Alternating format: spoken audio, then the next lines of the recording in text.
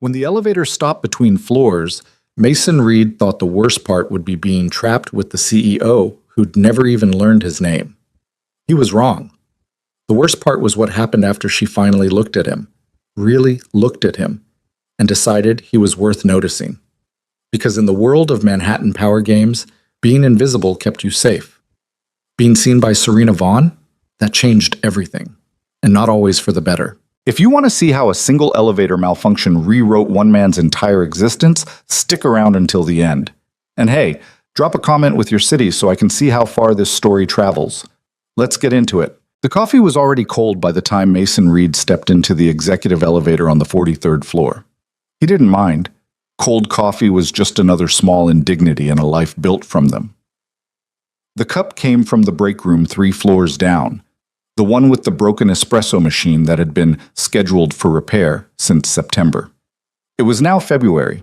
Mason had stopped asking. He balanced the cup against a stack of financial reports, quarterly projections bound in cheap plastic covers that would be glanced at once, maybe twice, before disappearing into someone's filing cabinet. 3 months of his evenings compressed into documents nobody would read thoroughly. The elevator doors started to close. Mason exhaled. For about 2 seconds, he had silence.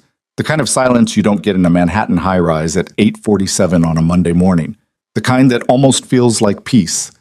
Then a hand shot between the closing doors. They jolted back open. Mason looked up.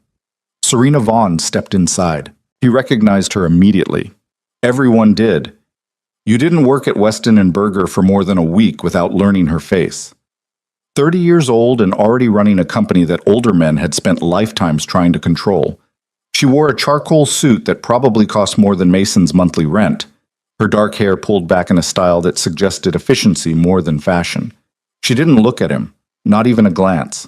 Mason shifted slightly to the right, making space she didn't ask for, and watched the floor numbers begin to drop. 43, 42, 41. His phone buzzed in his pocket. Probably his daughter's school. Emma had a field trip today, something about the Natural History Museum. He'd signed the permission slip last week, paid the $15 fee he couldn't really afford, and packed her lunch that morning with an extra juice box because she'd asked nicely. 39. 38. Serena Vaughn stood perfectly still, staring at the descending numbers with the kind of focus people usually reserve for medical test results. 37. The elevator made a sound. Not a normal sound. Not the standard mechanical hum Mason had heard 1,000 times before. This was different. A grinding noise, metal against metal, something catching where it shouldn't. 36. The lights flickered. Serena's posture changed, just barely. Her shoulders drew back half an inch. Then the elevator stopped. Not slowed. Stopped. The kind of complete halt that sent Mason's coffee sloshing against the plastic lid and made the financial report slide against his chest. The lights went out completely. For 3 seconds, Mason counted them. There was absolute darkness and absolute silence. Then emergency lighting kicked in, bathing everything in sickly yellow. Jesus, Mason muttered. Serena said nothing. He looked at her. She'd moved to the corner, one hand pressed flat against the wall, breathing carefully through her nose. Probably just a power glitch, Mason said. They'll reset it in a minute. Still nothing. The elevator didn't move. The floor indicator above the door had frozen at 36, the number glowing with strange insistence. Mason shifted his weight, report still tucked under one arm. He should probably say something else. Something reassuring. But he'd worked here for 4 years and never once spoken directly to Serena Vaughn. She existed in a different universe, board meetings and private dining rooms and cars that waited at the curb. He was about to try anyway when she spoke. Don't. Her voice was tight, controlled. Don't what? Don't tell me it's going to be fine. Mason blinked. I wasn't. Yes, you were. She still hadn't looked at him. Everyone does. It's the first thing people say when something goes wrong. Don't worry, it'll be fine. As if saying it makes it true. He had no response to that. 30 seconds passed, then a minute. The elevator remained motionless. Mason set down his coffee cup in the corner and pressed the emergency call button. A crackling sound came through the speaker, then a bored voice. Maintenance. Yeah, hi, elevator stuck between floors. 36, I think. Which elevator? Executive. A pause. How many people? 2. Injuries? No. Okay, we're aware of the situation. Power fluctuation in the building, backup systems should kick in shortly. Shortly meaning what? 20 minutes. Maybe 30. The line went dead. Mason looked at Serena. She'd closed her eyes. Both hands now pressed against the wall, fingers spread wide like she was trying to hold the entire elevator car steady through will alone. They said 20 to 30 minutes, Mason offered. I heard. Her breathing had changed, faster, shallower. Mason had seen panic attacks before. His wife had suffered from them, especially near the end. This looked similar. Different, but similar. You okay? He asked. Fine. She wasn't fine. He could ignore it. Probably should ignore it. This was Serena Vaughn, CEO, a woman whose assistant had an assistant. She didn't need some mid-level analyst witnessing whatever was happening right now. But they were stuck in a metal box suspended somewhere between the 36th and 37th floors of a Manhattan high-rise, and Mason had always been terrible at ignoring people in distress.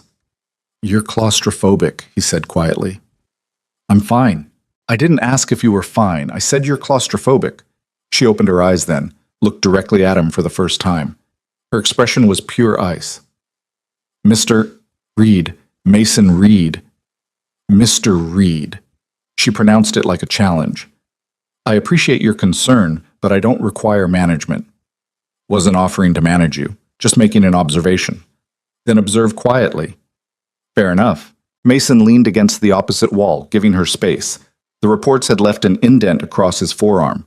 He shifted them to the floor, next to the coffee cup that would definitely be stone cold now. 3 more minutes passed. Serena's breathing got worse. Try counting, Mason said. Excuse me? Count backwards from 100. It helps. I don't need... You're hyperventilating. If you pass out, I'll have to call an ambulance, and that'll turn this whole thing into a spectacle. So just try counting. She stared at him like he'd suggested something obscene. Then she started counting, quietly, under her breath. 100, 99, 98. Her breathing evened out. Not completely, but enough. Mason watched the floor indicator still frozen at 36. Somewhere outside this metal box, the city was moving. People were having normal Monday mornings, sitting in meetings, complaining about coffee, checking their phones.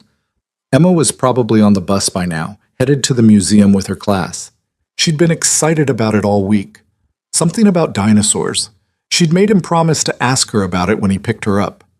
You have somewhere to be? Serena asked. Mason shrugged. Had a 9 o'clock meeting. Not anymore. What department? Financial analysis, 3rd floor. I don't know that department. Most people don't. What do you do there? Make spreadsheets less terrible than they were before I touched them. That got something.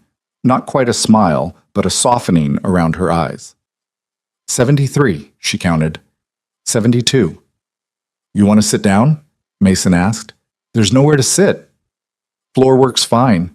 I'm not sitting on the floor in a suit that costs $2,000. Okay. But 30 seconds later, she slid down the wall anyway, knees bent, head tipped back against the metal panel. She looked exhausted. Actually exhausted. Not just tired. The kind of exhaustion that lived in your bones. Mason stayed standing, seemed polite. 58, Serena said. 57. How long have you been CEO? Mason asked. Why? Just curious. 14 months. That's not very long. Long enough. He could hear what she wasn't saying. Long enough to be tired. Long enough to question every decision. Long enough to realize that power didn't make things easier. It just made the mistakes more expensive. You any good at it? Mason asked. She actually laughed, short and sharp. That's an insane question to ask your CEO. I'm stuck in an elevator. Social rules don't apply. Apparently not. She paused. I don't know if I'm good at it. I know I'm better than the alternatives. That's honest. Honesty's easy when you're trapped in a box. The elevator creaked. Both of them tensed, but nothing happened. It settled again into that horrible stillness. 39, Serena counted. 38. Mason checked his watch. 15 minutes since the maintenance guy said 20 to 30. Still another 5 to 15 before anything changed. You have kids? Serena asked suddenly. The question caught him off guard. Yeah, a daughter. How old? 7. What's her name? Emma. Serena nodded slowly. That's a good name. She picked it herself, actually. Well, her mom did. Before... He stopped. Before what? Before she died. The elevator felt smaller suddenly. I'm sorry, Serena said. It was 3 years ago. Still, Mason looked at his shoes, black, practical, showing wear at the heels. He should replace them. He wouldn't. So you're raising her alone, Serena said. Yeah, that must be difficult. Some days more than others. Is today one of the difficult days? Mason smiled despite himself. Today's turning out pretty weird, actually. 22, Serena said quietly. 21. Another few minutes passed. The air felt thicker. Mason's shirt stuck to his back. He wondered if the ventilation had stopped along with everything else. Can I ask you something? Serena said. Sure. Why aren't you scared? Who says I'm not? You seem calm. Mason considered that. I've been through worse. Your wife. Yeah. Serena looked down at her hands. Expensive rings, perfectly manicured nails. Hands that signed documents worth millions but probably hadn't touched anything messy in years. I've never been through anything worse than this, she admitted. Isn't that pathetic? It's not a competition. Still feels pathetic. You run a company. That's its own kind of hell. Different hell. Hell's hell. She almost smiled at that. Philosophical for a financial analyst. I contain multitudes. Apparently, the emergency speaker crackled again. Different voice this time. Elevator passengers, this is building security. We're working on manual override. Should have you moving in approximately 8 minutes. 8 minutes. Serena's shoulders relaxed slightly. See, Mason said. Almost over. Don't. Don't what? Don't tell me it's going to be fine. I wasn't going to say fine. I was going to say almost over. Those are different things. Are they? One's optimistic, the other's just factual. And which are you? Mason thought about that.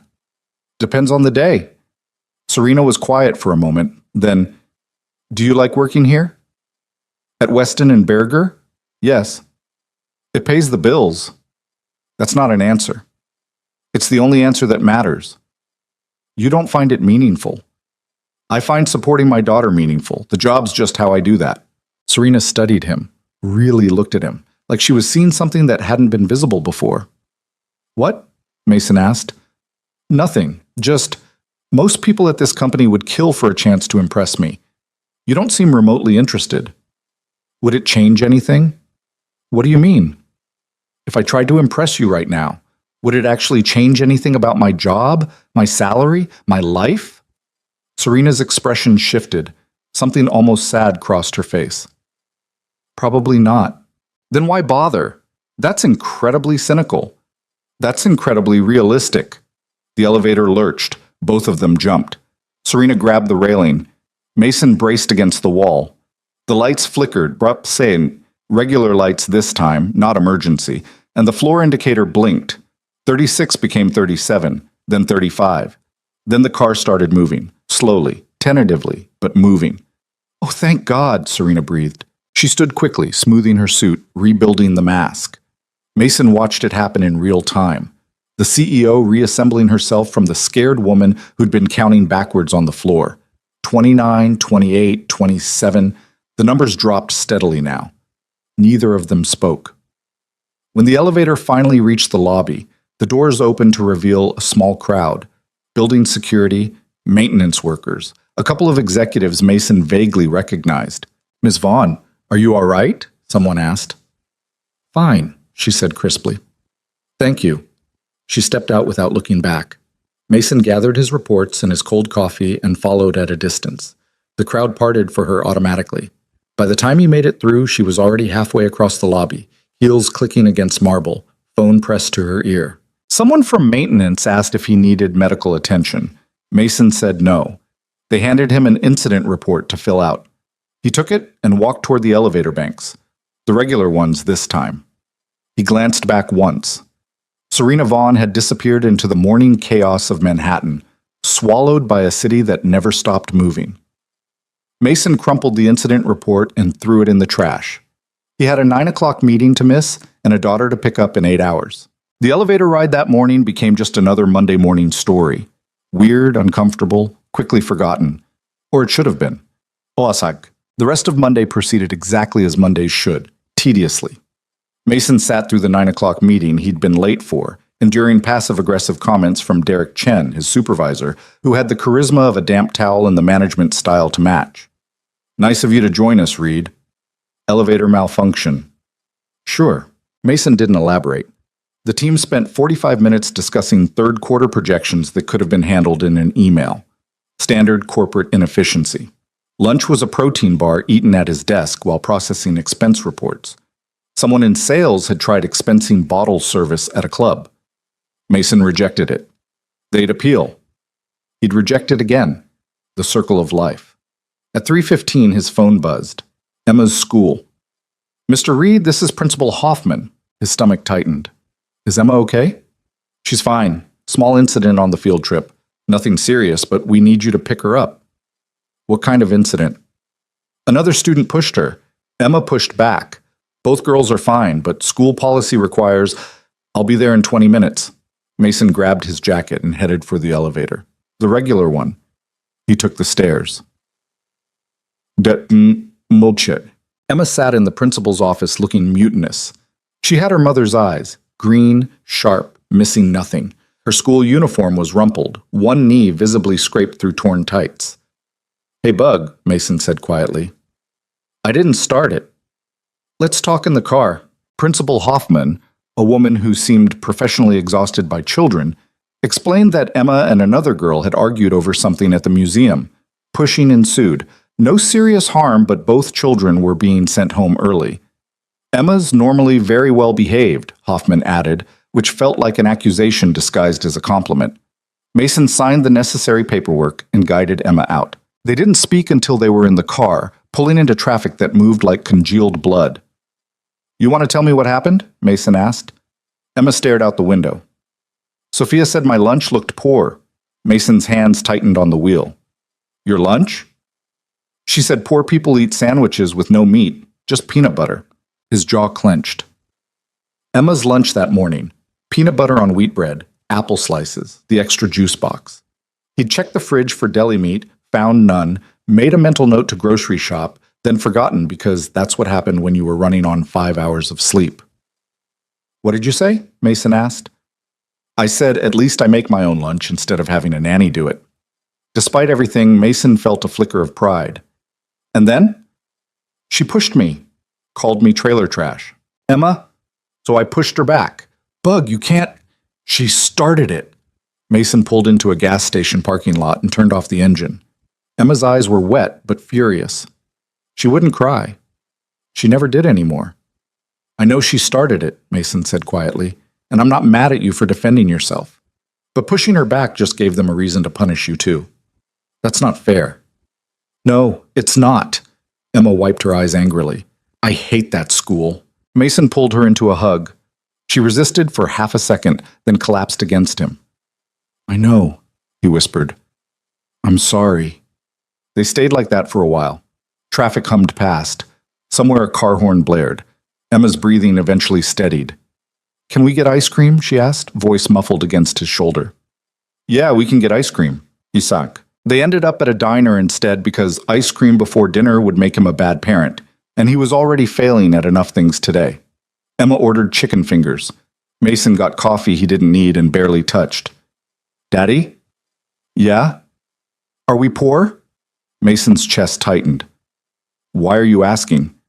Sophia's not the first person who said it. He set down his coffee carefully. We're not poor, we just have to be careful with money. Because Mom got sick. That's part of it. Emma nodded slowly, processing. Is that why you're always tired? Mason tried to smile. Failed.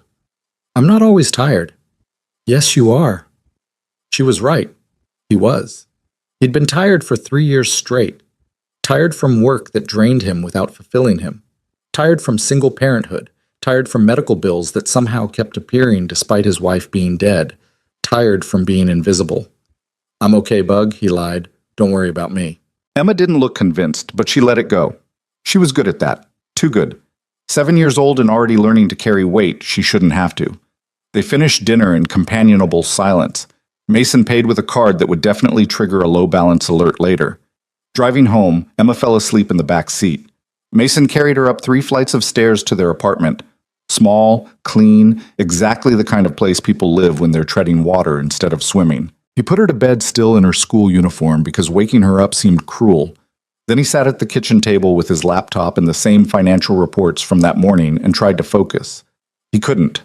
His mind kept returning to the elevator, to Serena Vaughn counting backwards, to the way she'd looked at him when he said most people would kill for a chance to impress her. Would it actually change anything? Probably not. Mason closed the laptop. Tomorrow would be Tuesday, then Wednesday, then all the other days that blurred together into weeks and months and years. Emma would grow up. Mason would grow older. Nothing would fundamentally change. He was fine with that. He had to be. But see, Tuesday morning started with a crisis. Mason arrived at 7:30, early because he dropped Emma at before-school care, to find the 3rd floor in chaos. People clustered around computers, voices raised, panic simmering just below professional composure. What happened? Mason asked Rebecca, the analyst whose desk faced his. Presentation disaster. The meridian pitch. Numbers are completely wrong. Which numbers? All of them. Mason's stomach dropped. The meridian pitch was massive. 8-figure contract. Months of preparation. Presentation scheduled for 10 a.m. with executives and clients. Derek Chen emerged from his office looking like a man watching his career circle the drain. Reed, get in here! Mason followed him into the glass-walled office. Through the windows, he could see the entire floor watching. Can you fix this? Derek asked without preamble. Fix what exactly? The forecasting model. Something corrupted overnight. Every projection is showing negative growth. Makes us look completely incompetent. Let me see the files. Derek pulled them up. Mason scanned the spreadsheets, his trained eye catching the problem almost immediately. Someone had updated the formula parameters without adjusting the dependent cells. Rookie mistake, but devastating at scale. How long to fix? Derek pressed. Mason checked his watch. 7:47. If I start now and nothing interrupts me, maybe 2 hours. Presentation's at 10. I know. Can you do it or not? Mason looked at him. Derek, who gave him mediocre performance reviews despite excellent work. Derek, who took credit for Mason's solutions. Derek, who was currently desperate enough to actually acknowledge Mason's existence. I can do it, Mason said. Then do it. And Reed? This doesn't leave this floor, understand? Translation. Don't tell anyone Derek's team screwed up. Understood. Mason returned to his desk and got to work. Fixing the model wasn't technically difficult. It was just intricate. Every cell needed verification. Every formula required double-checking. One error would cascade into dozens. By 9:15, Mason had rebuilt the core projections. By 9:40, he'd verified the supporting data. At 9:47, he exported the corrected files and sent them to Derek. At 9:51, Derek's assistant printed new presentation materials. At 9:58, executives filed into the 40th floor conference room with no idea they'd almost walked into a catastrophe. Mason exhaled. Rebecca appeared at his desk with coffee. You just saved everyone's ass. Just doing my job. That wasn't your job. That was someone in senior analytics screwing up, and you fixing it without credit. Story of my life. She shook her head. You should have let it burn. Maybe. But that wasn't who Mason was. He turned back to his computer, ready to resume normal work, when his desk phone rang. Internal line, extension he didn't recognize. Mason Reed. Mr. Reed, please hold for Ms. Vaughn. His brain stuttered. I'm sorry, who? Please hold. Silence. Then a click. Mr. Reed? Serena Vaughn's voice crisp and professional. I need you in conference room B, 40th floor, immediately. What? The Meridian presentation. I want you there. Ms. Vaughn, I'm not part of that team. Oh, you are now. 10 minutes. She hung up. Mason sat frozen. Rebecca stared at him. Was that? Yeah. Holy shit. Holy shit indeed. Mason had never been to the 40th floor. The elevator ride up felt surreal. He was still wearing yesterday's shirt. He'd forgotten to do laundry, and his shoes definitely looked worse under the crisp hallway lighting. Conference room B was glass-walled and enormous. 20 people minimum, all senior level. Clients on one side of the table, Weston and Berger executives on the other. And at the head, Serena Vaughn. She saw him through the glass and made a small gesture. "Come in." Mason opened the door. Every head turned. "Everyone, this is Mason Reed from Financial Analysis," Serena said smoothly. "He'll be supporting today's presentation." Derek Chen looked like he'd swallowed glass. Someone found Mason a chair. He sat, completely out of place, while the presentation resumed. For 20 minutes, he watched executives walk through the corrected projections. His projections, without knowing he'd built them. The clients asked sharp questions. The executives answered smoothly. Then one of the clients, a gray-haired woman with geometric glasses, pointed at a specific slide. "This projection assumes 8% market growth. Given current conditions, that seems optimistic." The lead executive, a man named Patterson, hesitated. "Our models account for, your models assume conditions that haven't existed since 2019, the client interrupted. Patterson floundered. Serena glanced at Mason. Their eyes met. She raised an eyebrow. A question. Mason took a breath and spoke before he could stop himself. "The 8% accounts for projected growth across 3 markets, he said quietly. "Not one. Domestic is actually modeled at 4%, which is conservative. International growth at 11% is what pulls the average up, and that's based on established expansion in markets where we already have infrastructure." The room went silent. The client looked at him. "You built this model?" "I corrected it this morning." "Why?" "Because the original had errors." Patterson coughed. Derek looked murderous. Serena's expression remained neutral. The client studied the slide again, then nodded. "That's actually reasonable." The presentation continued. Mason didn't speak again, but he noticed Serena watching him twice more. Not obviously, just noticing. When the meeting ended 90 minutes later, clients shook hands, deals were solidified, and executives congratulated each other. Mason stood to leave. "Mr. Reed," Serena's voice stopped him. "My office. 20 minutes." 20 minutes later, Mason stood outside the CEO's executive suite, feeling like a man approaching a guillotine. The assistant, young, efficient, terrifying, told him to go in. Serena's office was ridiculous. Floor-to-ceiling windows overlooking Manhattan, furniture that cost more than cars, art that was probably original. She sat behind a desk that looked carved from a single piece of dark wood. "Sit," she said. Mason sat. "Coffee?"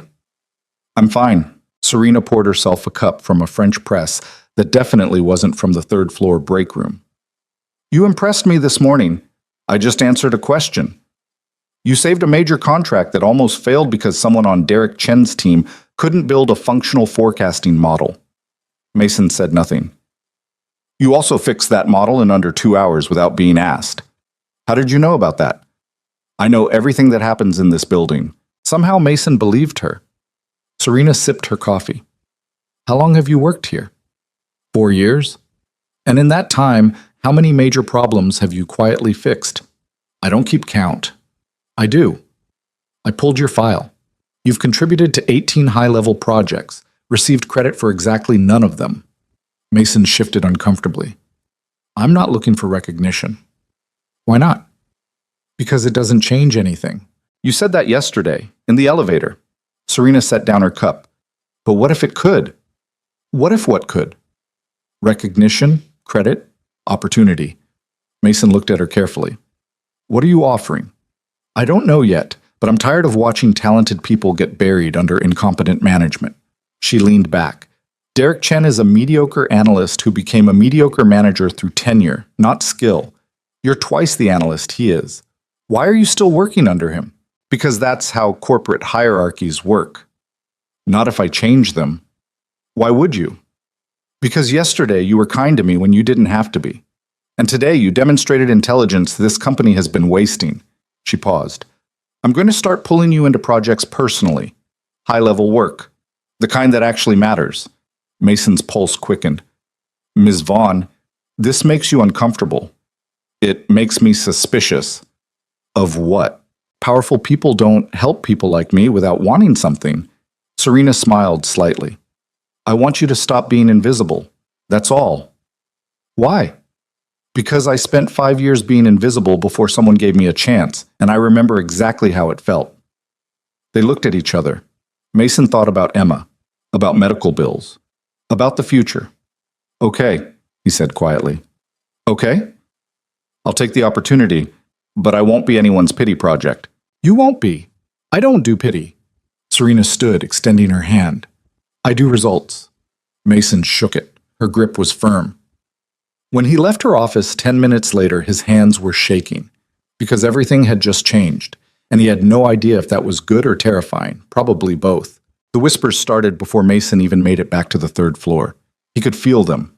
Not hear them exactly, but sense them the way you sense weather changing. People glanced up from their desks as he passed. Conversations paused mid-sentence. Rebecca caught his eye and mouthed something he couldn't decipher.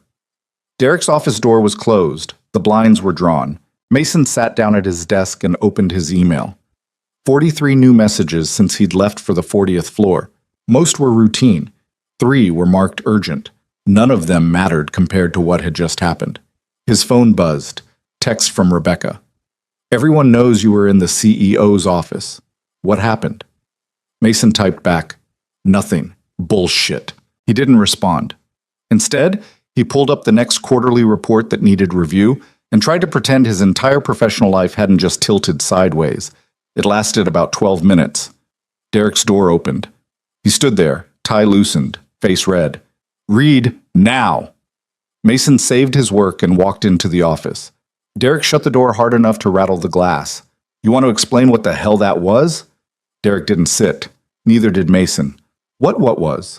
Don't play stupid. You spoke directly to clients in a senior executive meeting. You undermined Patterson. I answered a question he couldn't. That's not your job. My job is financial analysis. That's what I did. Derek's jaw worked. Your job is what I tell you it is. You're a mid-level analyst. You don't speak in executive presentations unless explicitly instructed. Serena Vaughn told me to be there. Ms. Vaughn, Derek corrected sharply. And I don't care what she told you. You made me look incompetent. Mason almost laughed. Almost. I fixed your team's screw-up this morning. The least you could do is not blame me for saving the pitch. Watch your tone. Or what? The question hung there. Derek's face went from red to purple. You think because the CEO noticed you once, you're untouchable? You're not. You're still on my team, and I can make your life very difficult. Then I guess we'll see what happens. Mason walked out. His hands didn't start shaking until he reached his desk. Rebecca stared at him. You okay? Fine. You don't look fine. I'm not getting fired, if that's what you're asking. Are you sure? Honestly? No. Mason wasn't sure of anything anymore. He spent the rest of the day waiting for the other shoe to drop. It didn't. Derek stayed in his office. Work continued. The building didn't collapse. At 4:30, Mason's computer chimed. Calendar invitation. Strategic planning session. Thursday 9 a.m. Conference room A. Attendees, S. Vaughn, M. Reed, Senior Leadership. Mason read it 3 times. He was being pulled into another executive meeting. By name. Rebecca leaned over. Holy shit. Yeah. Mason, what is happening? I have no idea. But that wasn't entirely true. He knew exactly what was happening. Serena Vaughn was doing exactly what she said she'd do. She was making him visible. And visibility, Mason was quickly learning, came with a target on your back. He left at 5 sharp to pick up Emma from after-school care. She was quiet in the car, drawing something on a wrinkled piece of paper. What are you making? Mason asked. Dinosaur. Looks good. It's a brachiosaurus. They were herbivores. I didn't know that. You didn't go to the museum. Guilt twisted in his chest. I know, Bug. I'm sorry. Emma shrugged, still drawing. It's okay. You were working. That made it worse somehow. They stopped for groceries. Mason bought deli meat this time, turkey, the expensive kind Emma liked. It made the total higher than he'd planned, but he didn't care. At home, Emma did homework at the kitchen table while Mason made dinner. Spaghetti. Nothing fancy. They ate together, talking about school and dinosaurs and everything except the fact that Mason's entire career might be shifting beneath his feet. After Emma went to bed, Mason sat with his laptop and researched Serena Vaughn. There was plenty to find. Business profiles, interviews, a TED Talk about disrupting corporate culture. She'd been promoted to CEO at 29 after orchestrating a turnaround that saved the company from a disastrous merger. Before that, she'd climbed from junior consultant to VP in 6 years. Smart, ruthless when necessary, and allergic to incompetence. One article quoted her saying, "Talent isn't rare, recognition is." Mason closed the laptop. He thought about the elevator, about her counting backwards, about the fear in her eyes before she'd rebuilt the mask. She was right about talent and recognition, but she was wrong about one thing. Visibility didn't just create opportunity, it created exposure. And Mason had spent 4 years learning how to survive by staying beneath notice. Now that was gone. Thursday morning arrived too fast. Mason wore his better shirt. Still not expensive, but at least recently ironed. Emma noticed. "Why are you fancy?" she asked over cereal. "Big meeting." "Are you nervous?" "Little bit." "You'll be okay, Daddy." He kissed the top of her head. "Thanks, Bug." The strategic planning session was different from the Meridian pitch. Smaller group, 8 people total, including Serena, all senior leadership except Mason. He recognized most of them. Patterson from the pitch, Victoria Reeves, CFO, James Kellerman, head of operations, others whose names he knew from company directories but had never spoken to directly. They looked at him when he entered, not hostile exactly, but evaluating. Serena was already seated at the head of the table, reviewing documents. She glanced up briefly. "Mr. Reed, sit." Mason took an empty chair near the middle, tried to look like he belonged there. Victoria Reeves spoke first. "Before we begin, I'd like clarification on why we have a mid-level analyst in strategic planning." Serena didn't look up from her papers. "Because I invited him." "That's not an explanation. It's the only one you need." The room went quiet. Victoria's expression hardened, but she didn't push further. Serena set down her documents. "We're here to discuss Q3 expansion strategy, specifically the proposed acquisition of Hartwell Industries. James, start us off." Kellerman launched into a presentation about Hartwell's market position, asset valuation, projected synergies. Standard corporate acquisition pitch. The numbers look good on paper. Too good, actually. Mason listened carefully, following the logic. Something felt off, but he couldn't pinpoint it immediately. Revenue projections assume 15% growth post-acquisition, Kellerman concluded. Conservative estimate based on combined market share. "Concerns?" Serena asked the room. Patterson raised integration costs. Victoria questioned timing. Standard objections, easily answered. Serena's eyes found Mason. "Mr. Reed?" Everyone turned. Mason hesitated. "The revenue projection assumes Hartwell's current client retention rate holds steady post-acquisition." "Correct," Kellerman said. "But Hartwell's retention is built on personal relationships. Their CEO has been there 20 years. Most clients are loyal to him, not the company. If he leaves after acquisition, retention drops." Silence. Kellerman frowned. "That's speculative." "It's pattern recognition. I pulled comparable acquisitions from the last 5 years. When founder-led companies get absorbed, average client retention drops 22% in year 1. Your model doesn't account for that. Our integration strategy. Won't matter if clients walk before you implement it." Victoria was watching Mason now with sharp interest. "What's the revenue impact if you're right?" Mason did the math in his head. "Roughly 30 million first year, more if the decline accelerates." Patterson shifted uncomfortably. "That's a significant variance." Serena leaned back. "James, can you verify this?" Kellerman looked like he'd bitten into something sour. "I'll need to review the data." "Do that. We'll revisit next week." Serena moved on smoothly. Next item. "Victoria, talk to me about the Singapore expansion." The meeting continued for another 90 minutes. Mason spoke twice more, both times when directly asked. Each time, his insights landed like stones in water. When they finally adjourned, people filed out quickly. Mason gathered his notes, preparing to leave. "Mr. Reed, stay." Serena waited until the room emptied. Then she stood, walking to the windows overlooking the city.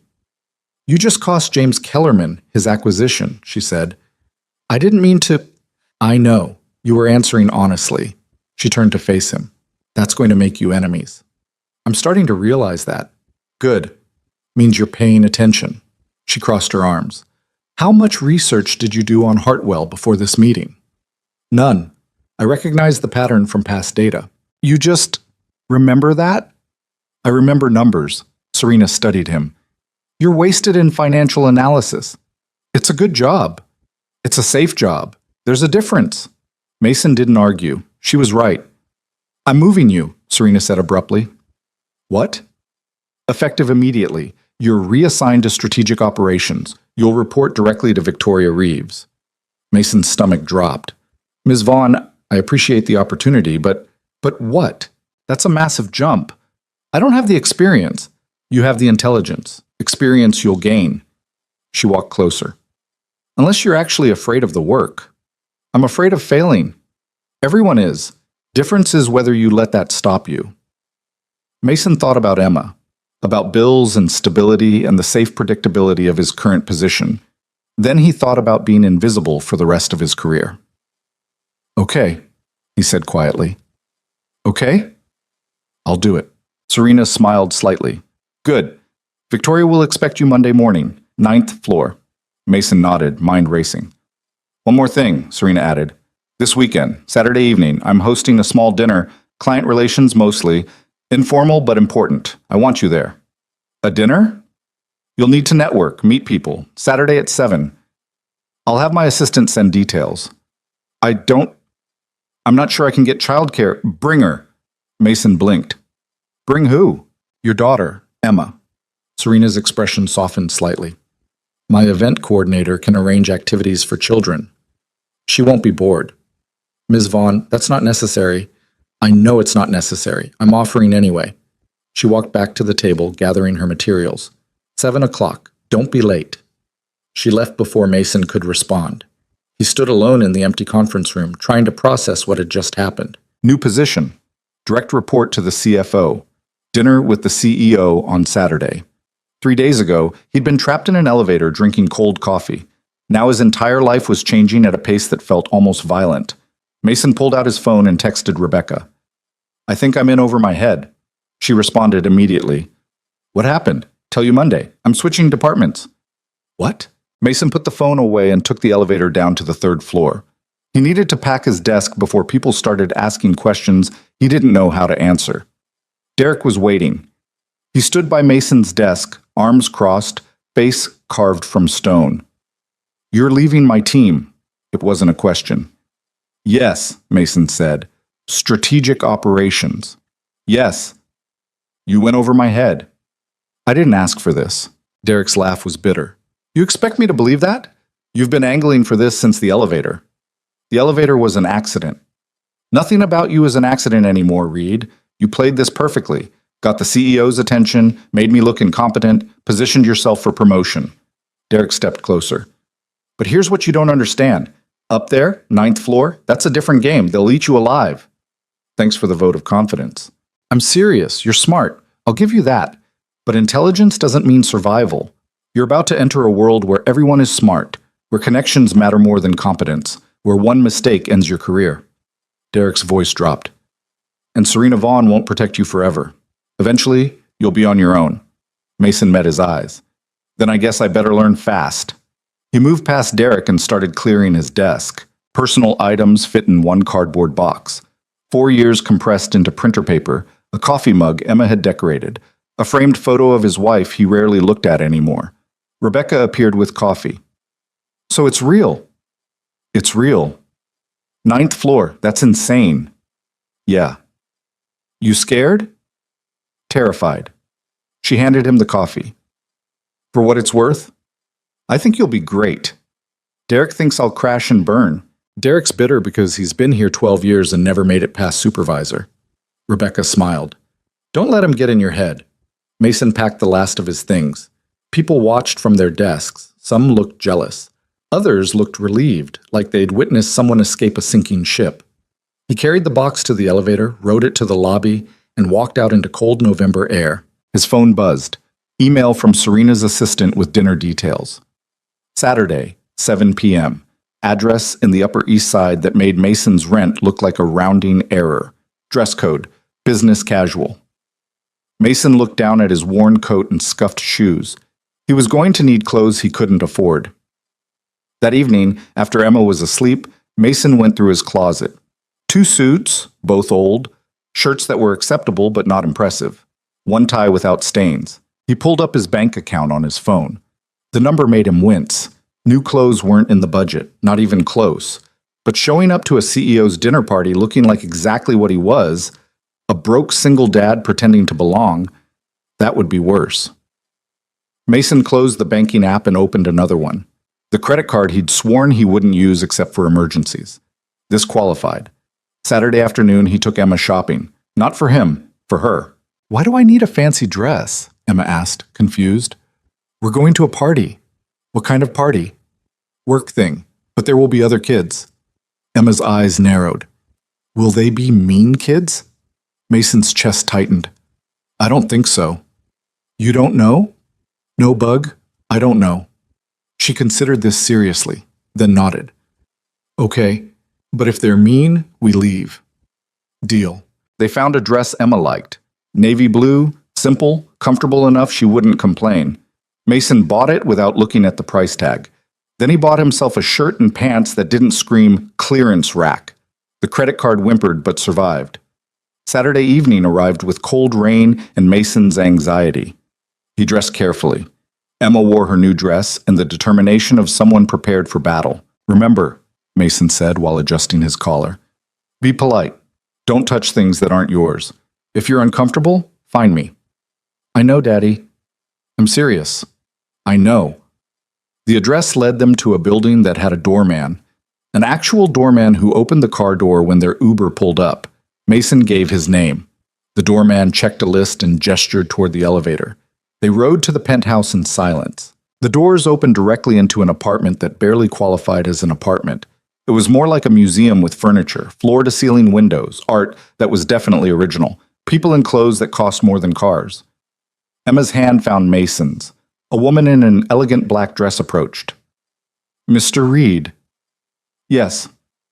"I'm Caroline, Ms. Vaughn's event coordinator, and you must be Emma." Emma nodded silently. "We have activities set up in the library. Games, books, snacks. Would you like to see?" Emma looked up at Mason. He squeezed her hand gently. "It's okay. I'll be right here if you need me." She followed Caroline reluctantly.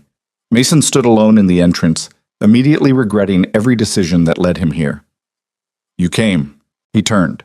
Serena appeared from somewhere deeper in the apartment, wearing a dark green dress that probably cost more than Mason's monthly salary. She looked different outside the office. Less armor, more human. "I wasn't sure you would," she continued. "You told me to be here." "I invited you. There's a difference." She handed him a glass of wine from a passing server. "Come on, I'll introduce you to people who matter." The next 2 hours were a masterclass in discomfort. Serena introduced Mason to clients, investors, senior executives from other companies. She described him as one of our most valuable strategic minds, which felt simultaneously generous and terrifying. People asked where he went to school. "Columbia," Mason said, leaving out that he'd done night classes while working full-time. They asked about his background. "Finance and analysis," Mason said, leaving out the struggling and invisibility. They asked about his connection to Serena. "Professional," Mason said, leaving out the elevator and the fear in her eyes and the way she'd looked at him like he was worth noticing. Some conversations went well. Others died quickly when people realized Mason didn't golf or summer anywhere or know the right references. Around 8:30, Mason excused himself to check on Emma. He found her in the library with 3 other children, building an elaborate block tower. She looked happy, relaxed. Relief flooded through him. "Everything okay?" Serena appeared beside him. "Yeah, she seems good." They watched the children in silence for a moment. "She looks like you," Serena said quietly. "She looks like her mother." "She has your eyes." Mason didn't know how to respond to that. "Thank you," he said instead, "for letting me bring her. You're a good father. I try. That's all anyone can do." Something in her tone made Mason glance over. Serena was watching the children with an expression he couldn't quite read. Wistful, maybe, or lonely. "Do you want kids?" The question left Mason's mouth before he could stop it. Serena's smile was small and sad. I don't know. I don't know if I'd be any good at it. Nobody knows that before they start. You did. I failed constantly, still do. But you're there, that counts for something. They stood together, watching Emma laugh at something one of the other children said. I should get back, Serena said finally. Mingle a bit more. You should too. Mason nodded, but before she could leave, he spoke again. Why are you doing this? Serena turned back. Doing what? All of it. Promoting me. Inviting me here. Introducing me to people I have no business knowing. I told you, you're talented. Lots of people are talented. Then maybe I like you. The words hung in the air between them. As an employee, Serena added quickly, I value your perspective. Right. Mason, it's fine. I just wanted to understand. Do you? Not really, but I'm learning to accept it. Serena's expression shifted. Something almost vulnerable crossed her face. Then it was gone, replaced by the professional mask. Enjoy the rest of the evening, she said softly. She disappeared back into the crowd of elegant people with expensive problems. Mason stayed by the library entrance, watching Emma build towers with children whose parents probably had trust funds and vacation homes. His daughter, who'd been called trailer trash on a field trip, laughing with kids who'd never known what poverty felt like. And Mason, standing in a penthouse he couldn't afford to breathe in, wearing clothes bought on credit he couldn't really manage. None of this made sense. But Emma was happy, and Mason had a new job starting Monday. And Serena Vaughn, for reasons he still didn't fully understand, had decided he was worth investing in. So maybe sense didn't matter. Maybe opportunity was enough. They left around 9:30. Emma fell asleep in the Uber, head against Mason's shoulder. He carried her upstairs and put her to bed, still in her navy dress, because she looked peaceful and waking her seemed cruel. Then he sat at the kitchen table with his laptop and tried to prepare for Monday. Strategic operations, reporting to Victoria Reeves, working on projects that actually mattered instead of spreadsheets nobody read. He should feel excited. Instead, he felt terrified. Derek's words kept echoing. They'll eat you alive. Mason closed the laptop. Monday would come whether he was ready or not. All he could do was show up and try not to drown. His phone buzzed. Text from an unknown number. Thank you for coming tonight. Emma is lovely. See you around the office. S. Mason stared at the message. Serena Vaughn had his personal number now, had texted him, had called his daughter lovely. The lines were blurring, professional and personal, opportunity and danger, visibility and exposure. Mason typed back, Thank you for having us. He almost added something more. Didn't. Put the phone down and sat in the quiet darkness of his kitchen, listening to the city outside and wondering what the hell he was getting himself into. Because one thing was becoming very clear. This wasn't just about career advancement anymore. This was about something else entirely. And Mason had no idea if he was ready for where it was heading. Monday morning, Mason arrived at the 9th floor with the same cardboard box from the 3rd floor and substantially more anxiety. The space was different up here. Quieter. Carpet thick enough to muffle footsteps.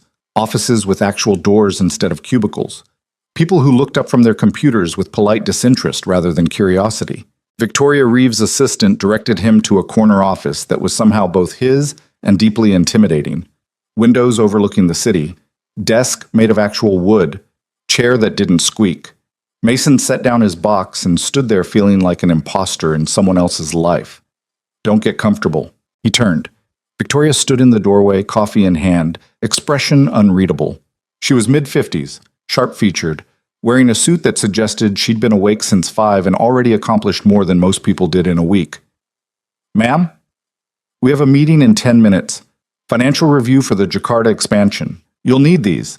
She handed him a tablet loaded with documents. Read fast. Mason took the tablet. I haven't even, You'll learn on your feet or you'll fail quickly. Serena thinks you can handle this. I'm reserving judgment. Victoria's eyes were ice blue and assessing. Conference room C. 9 minutes now. She left. Mason looked at the tablet. 47 pages of financial projections, market analysis, and risk assessment for a project he knew nothing about. He started reading. By the time he reached the conference room, he'd absorbed maybe 60%. Not enough to be confident, enough to be dangerous. 6 people sat around the table. Mason recognized two from the strategic planning session. The others were strangers. Victoria gestured to an empty chair. Mason sat. Everyone, this is Mason Reed. He'll be supporting strategic operations moving forward. No warmth in the introduction, no elaboration. Mason, we're reviewing the Jakarta proposal. Tom, continue. A man with wire-rimmed glasses resumed a presentation about market entry strategy. Mason listened, cross-referencing with the documents on the tablet. The numbers looked solid at first glance. Projected revenue, operational costs, timeline for profitability, standard expansion model.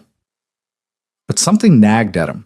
The currency hedging strategy assumed stability in the rupiah that didn't match recent volatility patterns. If exchange rates shifted even moderately, the margins disappeared. Mason hesitated. He'd been in this room for less than 15 minutes. Challenging the financial model seemed like an excellent way to make enemies immediately. Then he thought about the Hartwell acquisition, about Serena saying talent deserved recognition. The currency risk isn't adequately hedged, Mason said. The room went silent. Tom stopped mid-sentence. I'm sorry, what? Your model assumes exchange rate stability, but the rupiah's been volatile. If we're committing to a 3-year ramp-up without better hedging, we're exposed to significant loss. We have standard hedging protocols. Standard protocols hedge against normal fluctuation. This isn't normal. Mason pulled up a chart on the tablet. Last 18 months show pattern breaks that suggest political instability is affecting currency more than market forces.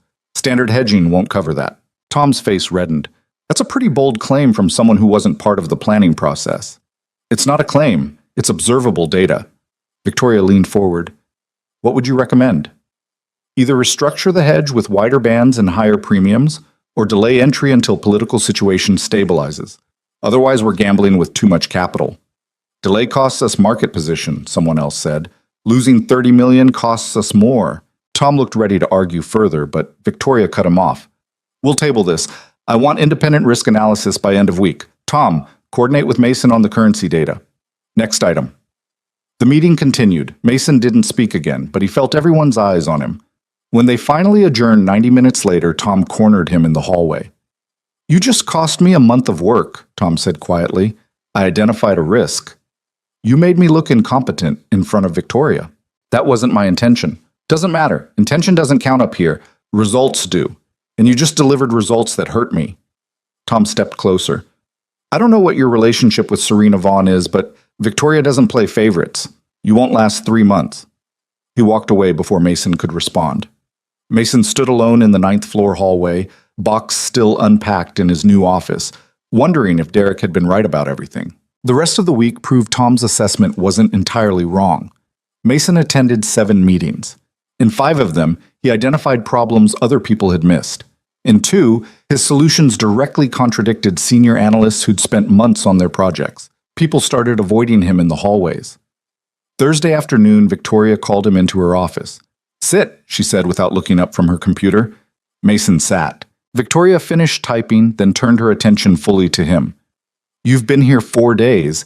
In that time, you've challenged 3 major projects and alienated half my team. I was answering questions honestly. I know, that's not a criticism. She leaned back. But you need to understand something. Intelligence without diplomacy is just arrogance wearing a clever disguise. I'm not trying to be arrogant. I know that too. You're trying to prove you belong here. But the people you're correcting, they don't see helpful analysis. They see someone who got fast-tracked by the CEO making them look bad. Mason's stomach tightened. So what am I supposed to do? Ignore problems? No. You're supposed to learn how to deliver truth without demolishing egos. Victoria pulled up a document on her screen. Your Jakarta analysis was correct, by the way. We're restructuring the hedge. Tom's furious, but he'll survive. The question is whether you will. Is that a threat? It's reality. You're talented, Mason. Possibly very talented, but talent alone doesn't build careers. Relationships do. Alliances do. And right now, you have neither. I have Serena. Do you? Victoria's gaze sharpened. Or does she have an agenda you're serving without realizing it? What's that supposed to mean? It means Serena Vaughn doesn't make decisions without strategic purpose. She elevated you rapidly, publicly. That sends a message to this organization, and I'm not sure you understand what that message is. Mason felt cold. What message? That loyalty to her matters more than tenure or protocol. That she'll promote based on personal judgment rather than established hierarchy. Victoria paused. Some people will interpret that as visionary leadership. Others will see favoritism. You're caught in the middle. I didn't ask for any of this. Doesn't matter. You accepted it. Now you deal with the consequences. Mason left Victoria's office feeling like he'd been simultaneously validated and gutted. That evening, he picked up Emma from school and took her to the playground near their apartment. She ran toward the swings while Mason sat on a cold bench, watching. His phone buzzed. Text from Serena. Dinner tomorrow? We should talk. Mason stared at the message. Professional or personal? Impossible to tell. He typed back. What time? 7:30. I'll send a car. I have Emma. A pause. Then, bring her. Mason put the phone away and watched his daughter swing higher, laughing at something only she understood. A week ago, he'd been invisible. Now he was having dinner with the CEO for the second time in 6 days, while his new boss warned him about alliances he didn't understand. Daddy, watch! Emma jumped from the swing, landing hard but triumphant. I saw, Bug. That was good. She ran back for another attempt. Mason's phone buzzed again. Different number this time. This is Tom Garrison. We need to talk. Coffee tomorrow before work? Mason hesitated, then replied, Okay. Where? Cafe on 42nd. 7 a.m. Great. Another confrontation he wasn't prepared for. Emma appeared at his elbow. Can we get pizza? Sure, Bug. Are you sad? No. Why? You look sad. Mason pulled her close. Just tired. You're always tired. I know. They got pizza from the place with the broken neon sign. Ate it in their small apartment while Emma talked about a project at school involving the solar system. She wanted to build Saturn with real rings. We can do that, Mason said, only half listening. Promise? Promise. After she went to bed, Mason sat with his laptop and researched everything he could find about internal politics at Weston and Berger. Articles about previous leadership transitions, mentions of conflicts between departments, anything that might explain Victoria's warning about Serena's agenda. He found nothing concrete, just the usual corporate language about restructuring and strategic initiatives. But one article mentioned that Serena had faced significant board opposition when she became CEO. Several senior executives had resigned in protest. Others had been forced out. She'd consolidated power quickly and absolutely. Mason closed the laptop. Maybe Victoria was right.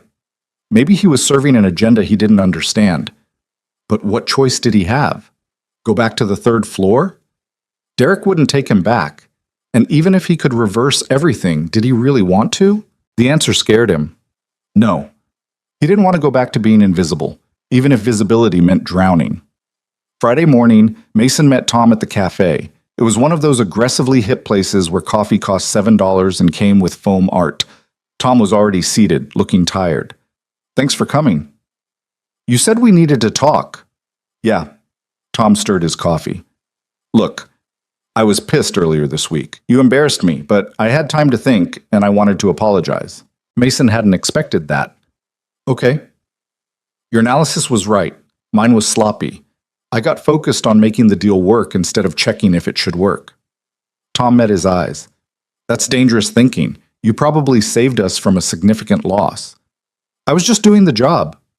Most people don't. They protect their projects instead of examining them honestly. Tom paused. I wanted to warn you about something. Warn me? People are talking about you and Serena. Mason's chest tightened. What are they saying? That she's promoting you because you're... Tom trailed off uncomfortably. Because I'm what? Look, I don't believe it, but some people are saying there's something personal happening, that she's showing favoritism because she likes me. Mason's voice was flat. Yeah. That's ridiculous. I've known her for 2 weeks. I know. But perception doesn't care about truth. And the speed of your promotion, the way she defends you in meetings, the fact that you've been to her apartment... Tom shrugged. People fill in gaps with whatever makes sense to them. Mason wanted to argue. Wanted to say it was all professional. But was it? The texts, the dinners, the way Serena looked at him sometimes when she thought he wasn't paying attention. What should I do? Mason asked quietly. Keep your head down. Do good work. Let results speak for themselves. Eventually, people will forget about how you got here and focus on what you accomplish. And if they don't forget, Tom smiled grimly, then you better make sure Serena's protection is worth the reputation cost. They finished their coffee in uncomfortable silence. Tom left first, shaking Mason's hand with something like sympathy. Mason sat alone, watching Manhattan wake up through the cafe window. His phone buzzed. Reminder about dinner tonight.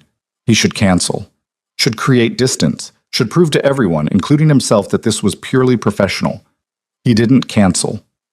That evening, a black car arrived at 6:30. Emma was excited about riding in something fancy. Mason felt sick. The driver took them to a restaurant that didn't have prices on the menu. That kind of place. Serena was already seated, wearing dark jeans and a sweater that probably cost more than Mason's rent, but looked casual enough to pass for normal. Hey, she said when they approached. Smiled at Emma. I'm Serena. You must be Emma. Emma nodded shyly. I heard you like dinosaurs. Emma's eyes widened. How did you know? Your dad told me. Serena gestured to the seat beside her. I ordered some things I thought you might like. Is mac and cheese okay? Yes. They settled into an awkward rhythm. Emma colored on the paper tablecloth with crayons the server provided. Serena and Mason made small talk about work that carefully avoided anything meaningful. How's the 9th floor treating you? Serena asked. It's fine. Victoria said you're doing well. She also said I'm making enemies. Serena's smile was slight. That means you're doing something right. Does it? In my experience? Yes. People only hate you when you threaten their mediocrity. Emma looked up from her coloring. What's mediocrity? It means doing just enough to get by instead of being excellent, Serena said. That's dumb. I agree. Their food arrived. Emma attacked her mac and cheese. Mason picked at salmon he couldn't taste. Serena watched them both with an expression he couldn't read. Can I ask you something? Mason said quietly. Sure. Why am I really here? Serena set down her fork. We're having dinner. We're having dinner for the second time in a week. After you promoted me twice in 10 days. After you invited me to your apartment and sent cars and... He glanced at Emma, lowered his voice further. People are talking. Let them talk. That's easy for you to say. You're the CEO. I'm the guy who looks like he slept his way into strategic operations. Serena's expression hardened. No one thinks that. Tom Garrison warned me this morning that people absolutely think that. Silence stretched between them. Emma continued coloring, oblivious. I'm sorry, Serena said finally. I didn't consider how my attention would be interpreted. Why are you giving me this attention? I told you, you're talented. So are other people. Not like you. Serena, you asked me an honest question. I'll give you an honest answer. She leaned forward slightly. Most people in this company want something from me. Money, power, status, access. They perform versions of themselves designed to extract maximum value from proximity to my position. She paused. You don't do that. You just exist, honestly, without calculation. It's rare, and yes, I value it. Maybe more than I should. Mason's throat felt tight. That sounds personal. Maybe it is. That's a problem. Why? Because you're my boss. Because people are already assuming the worst. Because I have a daughter and a reputation and a career I can't afford to lose. Serena looked at Emma. You're right. I'm sorry. I'll create more distance. I don't want distance. The words came out before Mason could stop them. Serena's eyes found his. Then what do you want? I don't know. They stared at each other. The restaurant noise faded. Somewhere, Emma was asking for more crayons. We should be careful, Mason said quietly. I know. This could ruin both of us. I know that too. But you're not going to stop. Serena's smile was sad. Are you? Mason had no answer. They finished dinner making careful conversation that avoided the chasm they'd just opened. Emma showed Serena her coloring. Serena complimented it genuinely. Mason signed a check he didn't see and wouldn't have been able to afford. The car took them home. Emma fell asleep immediately. Mason carried her upstairs and put her to bed. Then he sat on his couch in the dark and stared at his phone. Text from Serena. I meant what I said. I'll be more careful. but I'm not sorry for noticing you. Mason typed and deleted 5 responses. Finally settled on, I'm not sorry either. 3 dots appeared, disappeared, appeared again. This is complicated. Yeah, we should probably stop. Probably. Neither of them said they would. Mason put the phone down and sat in the darkness of his apartment, listening to the city and wondering when exactly his life had stopped being simple. The weekend passed in a blur of Emma's soccer game, grocery shopping, laundry, and all the normal mundane tasks that felt surreal against the backdrop of everything else.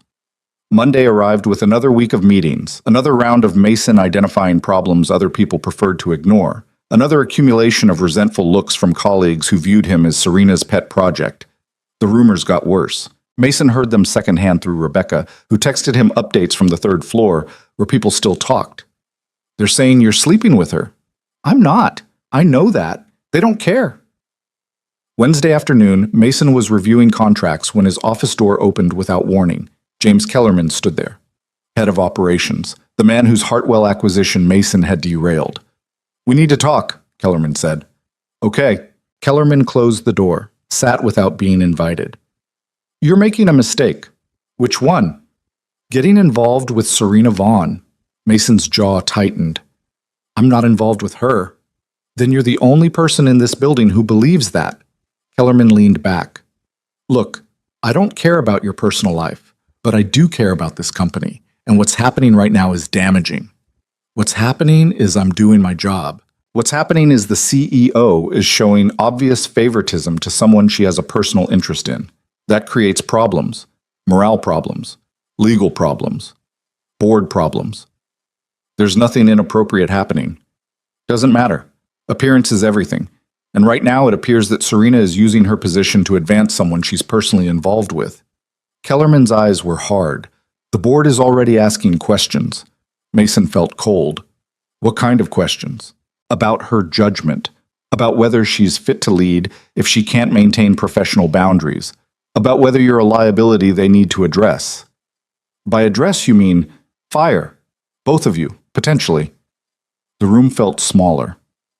I didn't ask for any of this, Mason said quietly. No, but you accepted it. And now you're in the middle of a situation that could destroy Serena's career and yours. Kellerman stood.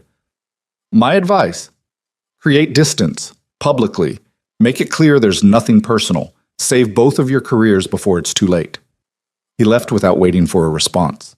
Mason sat alone in his office, staring at contracts he could no longer focus on. His phone buzzed. Text from Serena. Can we talk? My office. Now. Mason took the elevator to the executive floor. Serena's assistant waved him through without comment. Serena stood by her windows, back to the door. Her posture was rigid. Close the door, she said without turning. Mason did. The board called an emergency session, Serena said quietly. Someone filed a complaint about us. Mason's stomach dropped. What kind of complaint? Inappropriate relationship, favoritism, abuse of power. She turned to face him. Her expression was controlled, but her eyes were furious. They're launching an investigation. Serena, don't. Just don't. She walked to her desk, braced her hands against it. I knew this was risky. I knew people would talk. I didn't think anyone would actually formalize it. What happens now? Now we both get interviewed. Our communications get reviewed. Every interaction we've had gets scrutinized for evidence of impropriety. She laughed bitterly. And the worst part? We haven't actually done anything wrong. Haven't we? Serena looked at him sharply. What's that supposed to mean? It means maybe they're right. Maybe this is inappropriate. Maybe I did get promoted because you like me more than you should. You got promoted because you're talented. And the dinners, the texts, the way you look at me? Mason, I'm not stupid, Serena. I know what's happening here. So do you. And maybe we haven't crossed any physical lines, but we've crossed others. Silence filled the office. What do you want me to say? Serena asked quietly. I want you to be honest. Fine. Honest? She moved closer. Yes, I like you. More than I should. More than is professionally appropriate. You're smart and decent, and you don't want anything from me except to be treated fairly. Do you have any idea how rare that is? Her voice cracked slightly. but I have never let that affect my judgment about your work. Every promotion was earned, every opportunity was deserved. Can you prove that? What? Can you prove to this board that my promotions were merit-based? That you weren't showing favoritism? Serena's face went pale. Yes. Your performance reviews, your project contributions, written by you or Victoria, who reports to you, all potentially biased. Mason ran his hands through his hair. They're going to find what they're looking for because we gave them exactly what they needed to see. Then what do we do? Mason looked at her, at this powerful woman who'd elevated him from nothing, who'd seen value when no one else had, who'd looked at him with something that felt dangerously close to hope. We end it, he said quietly. End what? There's nothing to end. Yes, there is. Whatever this is becoming, we end it before it destroys both of us. Serena's eyes filled with something that might have been tears if she'd let them fall. And if I don't want to? It doesn't matter what we want. It matters what we can survive. She turned away, back to the windows. Manhattan sprawled below them, indifferent to their crisis. I won't let them force you out, Serena said. Whatever happens, I'll make sure you're protected. That's exactly the problem. You can't protect me. Every time you do, it proves their point. So what then? You just disappear? Go back to the third floor? Maybe. Or maybe I leave entirely. Serena spun around. No. It might be the only way. No. I won't let them do this. I won't let them punish you for being good at your job just because I was stupid enough to... She stopped. To what? To care about you. The words hung between them like broken glass. Mason crossed the distance separating them, stood close enough to see the fear in her eyes that matched his own. I care about you too, he said quietly. That's why we have to stop. Serena's hand found his. Just for a moment, fingers intertwined, connection acknowledged. Then she let go. Okay, she whispered. Professional distance, no more dinners, no more texts unless work-related. I'll recuse myself from your performance reviews. And I'll document everything, every project, every contribution, build a record that proves merit. This is going to be hard. Yeah.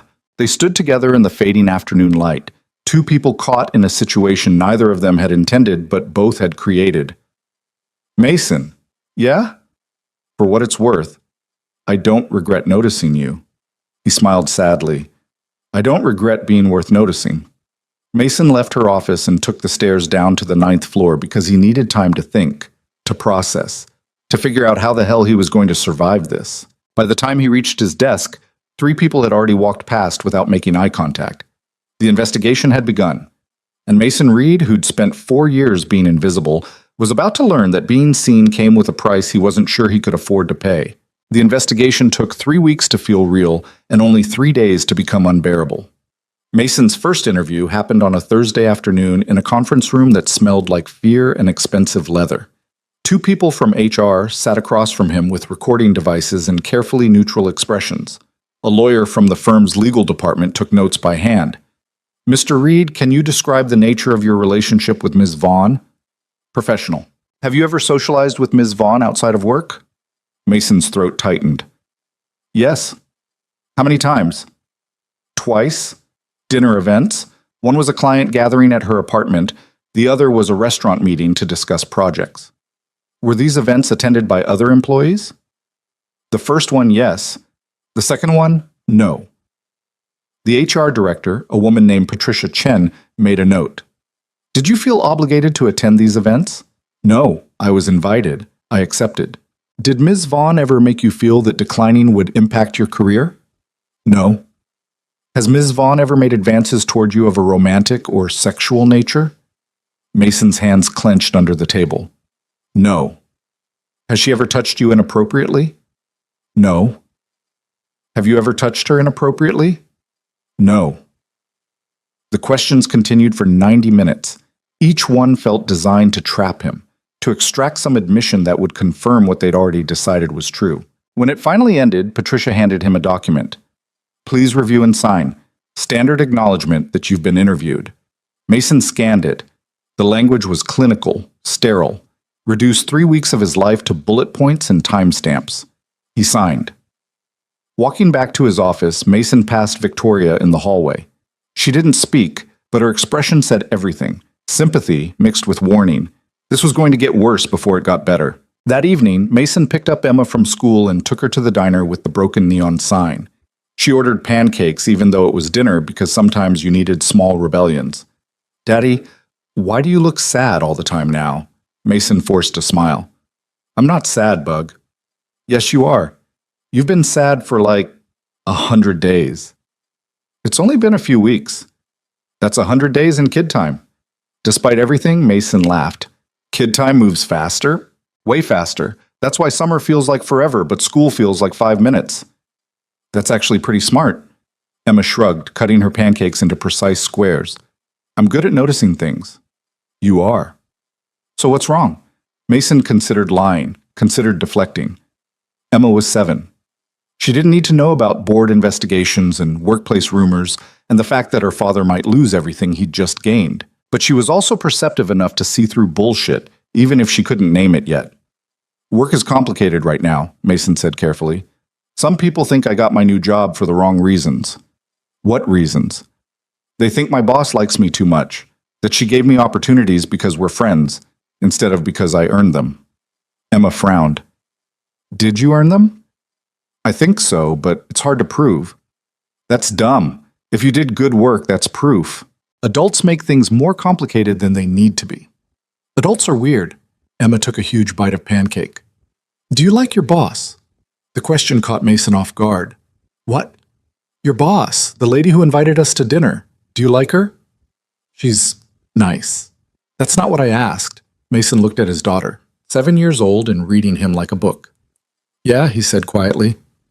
"I like her." "Does she like you?" "I think so." "Then who cares what other people think?"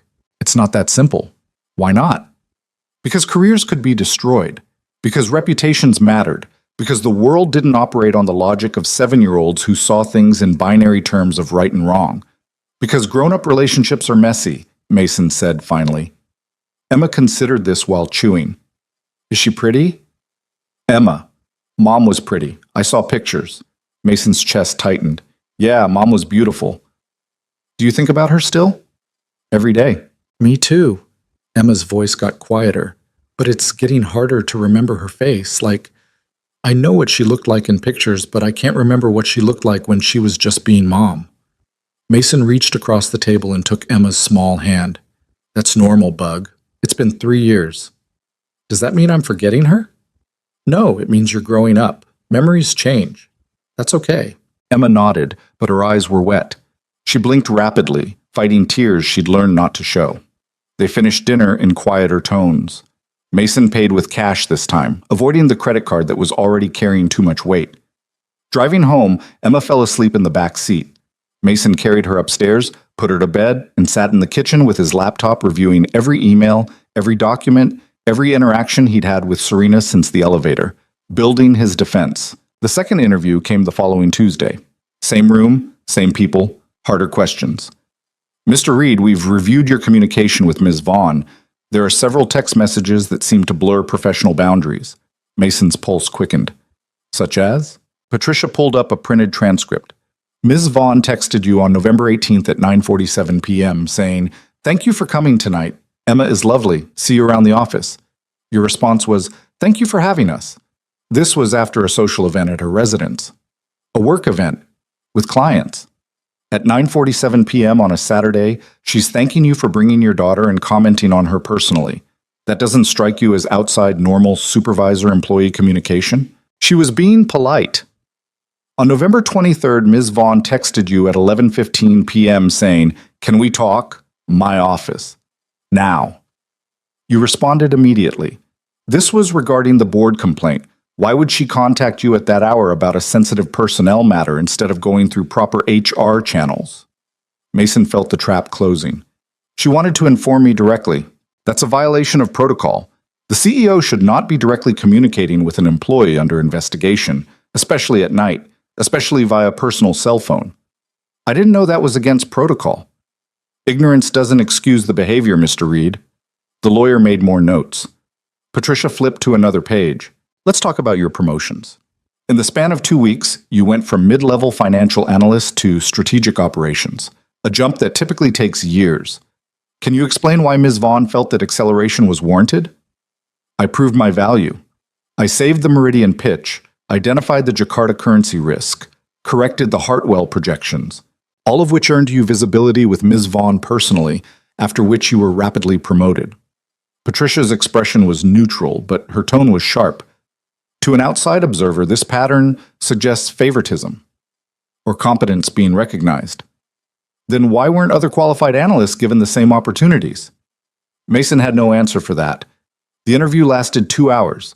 When it ended, Mason felt hollowed out. He returned to his office to find an email from Victoria. My office. Now. Victoria's door was closed when Mason arrived. Her assistant told him to wait. 15 minutes later, the door opened and James Kellerman emerged, his expression unreadable. He glanced at Mason. Good luck? Not reassuring. Mason entered. Victoria gestured to a chair. She looked tired. The board wants you removed from strategic operations, she said without preamble. Mason's stomach dropped. What? Not fired, reassigned, back to financial analysis or somewhere else lateral. They believe your presence on the 9th floor creates the appearance of impropriety. That's not fair. Fair doesn't enter into it. The board is concerned about liability, about the message it sends if the CEO can elevate someone she has a personal interest in without consequence. There is no personal interest. Victoria's look was almost pitiful. Mason, I've seen the way you two look at each other. I've read the text messages. I've watched you both try very hard to maintain professional distance while clearly wanting something else entirely. We haven't done anything wrong. You've done everything wrong except sleep together. And frankly, I'm not sure that distinction matters anymore. Mason's hands clenched. So what? I just accept demotion? Go back to Derek's team and pretend none of this happened? You fight it. You make things worse for both of you. You accept it. Maybe this whole thing quietly goes away. And Serena? Serena is getting a formal reprimand. The board stopped short of demanding her resignation, but it was discussed. The room felt airless. This is insane, Mason said quietly. I'm good at my job. I've contributed more in 3 weeks than most people do in months, and I'm being punished because people assume the worst about why I'm here. Welcome to corporate politics. Victoria leaned back. Look, I'm not happy about this either. You are good, genuinely good, but you're also caught in a situation where perception has become reality, and there's no winning. What does Serena say? Serena doesn't get a vote. That's part of her reprimand. She's recused from all decisions involving your employment. Mason stood. I need to think. You have until Friday. After that, the board makes the decision for you. He left Victoria's office and walked straight to the elevator, rode it to the executive floor. Serena's assistant tried to stop him. She's in a meeting. I don't care. Mason pushed through the door. Serena was alone at her desk, staring at her computer screen with an expression that looked like defeat. She looked up, saw him. Her face crumpled slightly before she caught it. You shouldn't be here, she said. They want me gone. I know. You knew and didn't tell me? What was I supposed to say, Mason? That I destroyed your career by paying attention to you? That everything I did to help you actually made everything worse? Her voice cracked. I'm trying to fix this. How? I'm negotiating. The board wants me to publicly acknowledge that your promotions were premature, that I exercised poor judgment. In exchange, they'll let you stay in a reduced capacity. You're going to humiliate yourself to save me, if that's what it takes. No. Mason's voice was hard. Absolutely not. Mason, you don't get to sacrifice your credibility for me. I won't let you. You don't have a choice. Yes, I do. I quit. Serena stood abruptly. What? I quit. Effective immediately. I'll submit my resignation, cite personal reasons, and walk away. The investigation ends. You don't have to humiliate yourself, and everyone gets what they want. Except you. I'll survive. Mason, you need this job. Emma needs this job. Emma needs a father who doesn't compromise people to get ahead, who doesn't let someone destroy themselves trying to protect him. Mason moved closer. I never asked for any of this, but I accepted it, and now I'm accepting the consequences. This is my fault, not yours. It's both our faults. We knew this was getting complicated. We kept going anyway. He paused. I don't regret it, but I can't watch you burn for me. Tears were visible now in Serena's eyes. She didn't try to hide them. "What will you do?" she asked quietly. "Figure it out. I always do." "I can help." "No, you can't. Any help you give me just proves their point." Mason took a breath. "But I need you to do something." "What?" "Stop punishing yourself for caring about people. You saw something in me worth developing. You were right. The execution got messy, but the instinct was good. Don't let them take that from you." Serena wiped her eyes roughly. "You're the one losing your job and you're comforting me. That's completely backward." "Probably, but I mean it." They stood in her office, the afternoon light stretching long shadows across expensive carpet. Two people who'd found something rare and valuable at exactly the wrong time. "I'm going to miss you," Serena said. "I'm going to miss you too." "This isn't fair." "No, but it's reality." Mason walked to the door, stopped with his hand on the handle.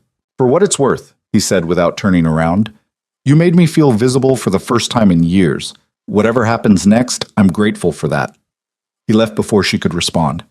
The resignation letter took 20 minutes to write. Mason kept it simple. Personal reasons, effective immediately, grateful for the opportunity. He printed it, signed it, and hand-delivered it to HR. Patricia Chen looked surprised. "Mr. Reed, you don't have to do this. The board was offering reassignment, not termination." "I know. This is my choice." "Can I ask why?" "Personal reasons. Like the letter says." She accepted it with visible reluctance. "This will be processed today. You'll receive severance based on your time here. 4 years of service, 2 weeks' pay." 2 weeks of pay wouldn't cover half a month's rent. Mason nodded. "Thank you." He returned to the 9th floor and packed his office.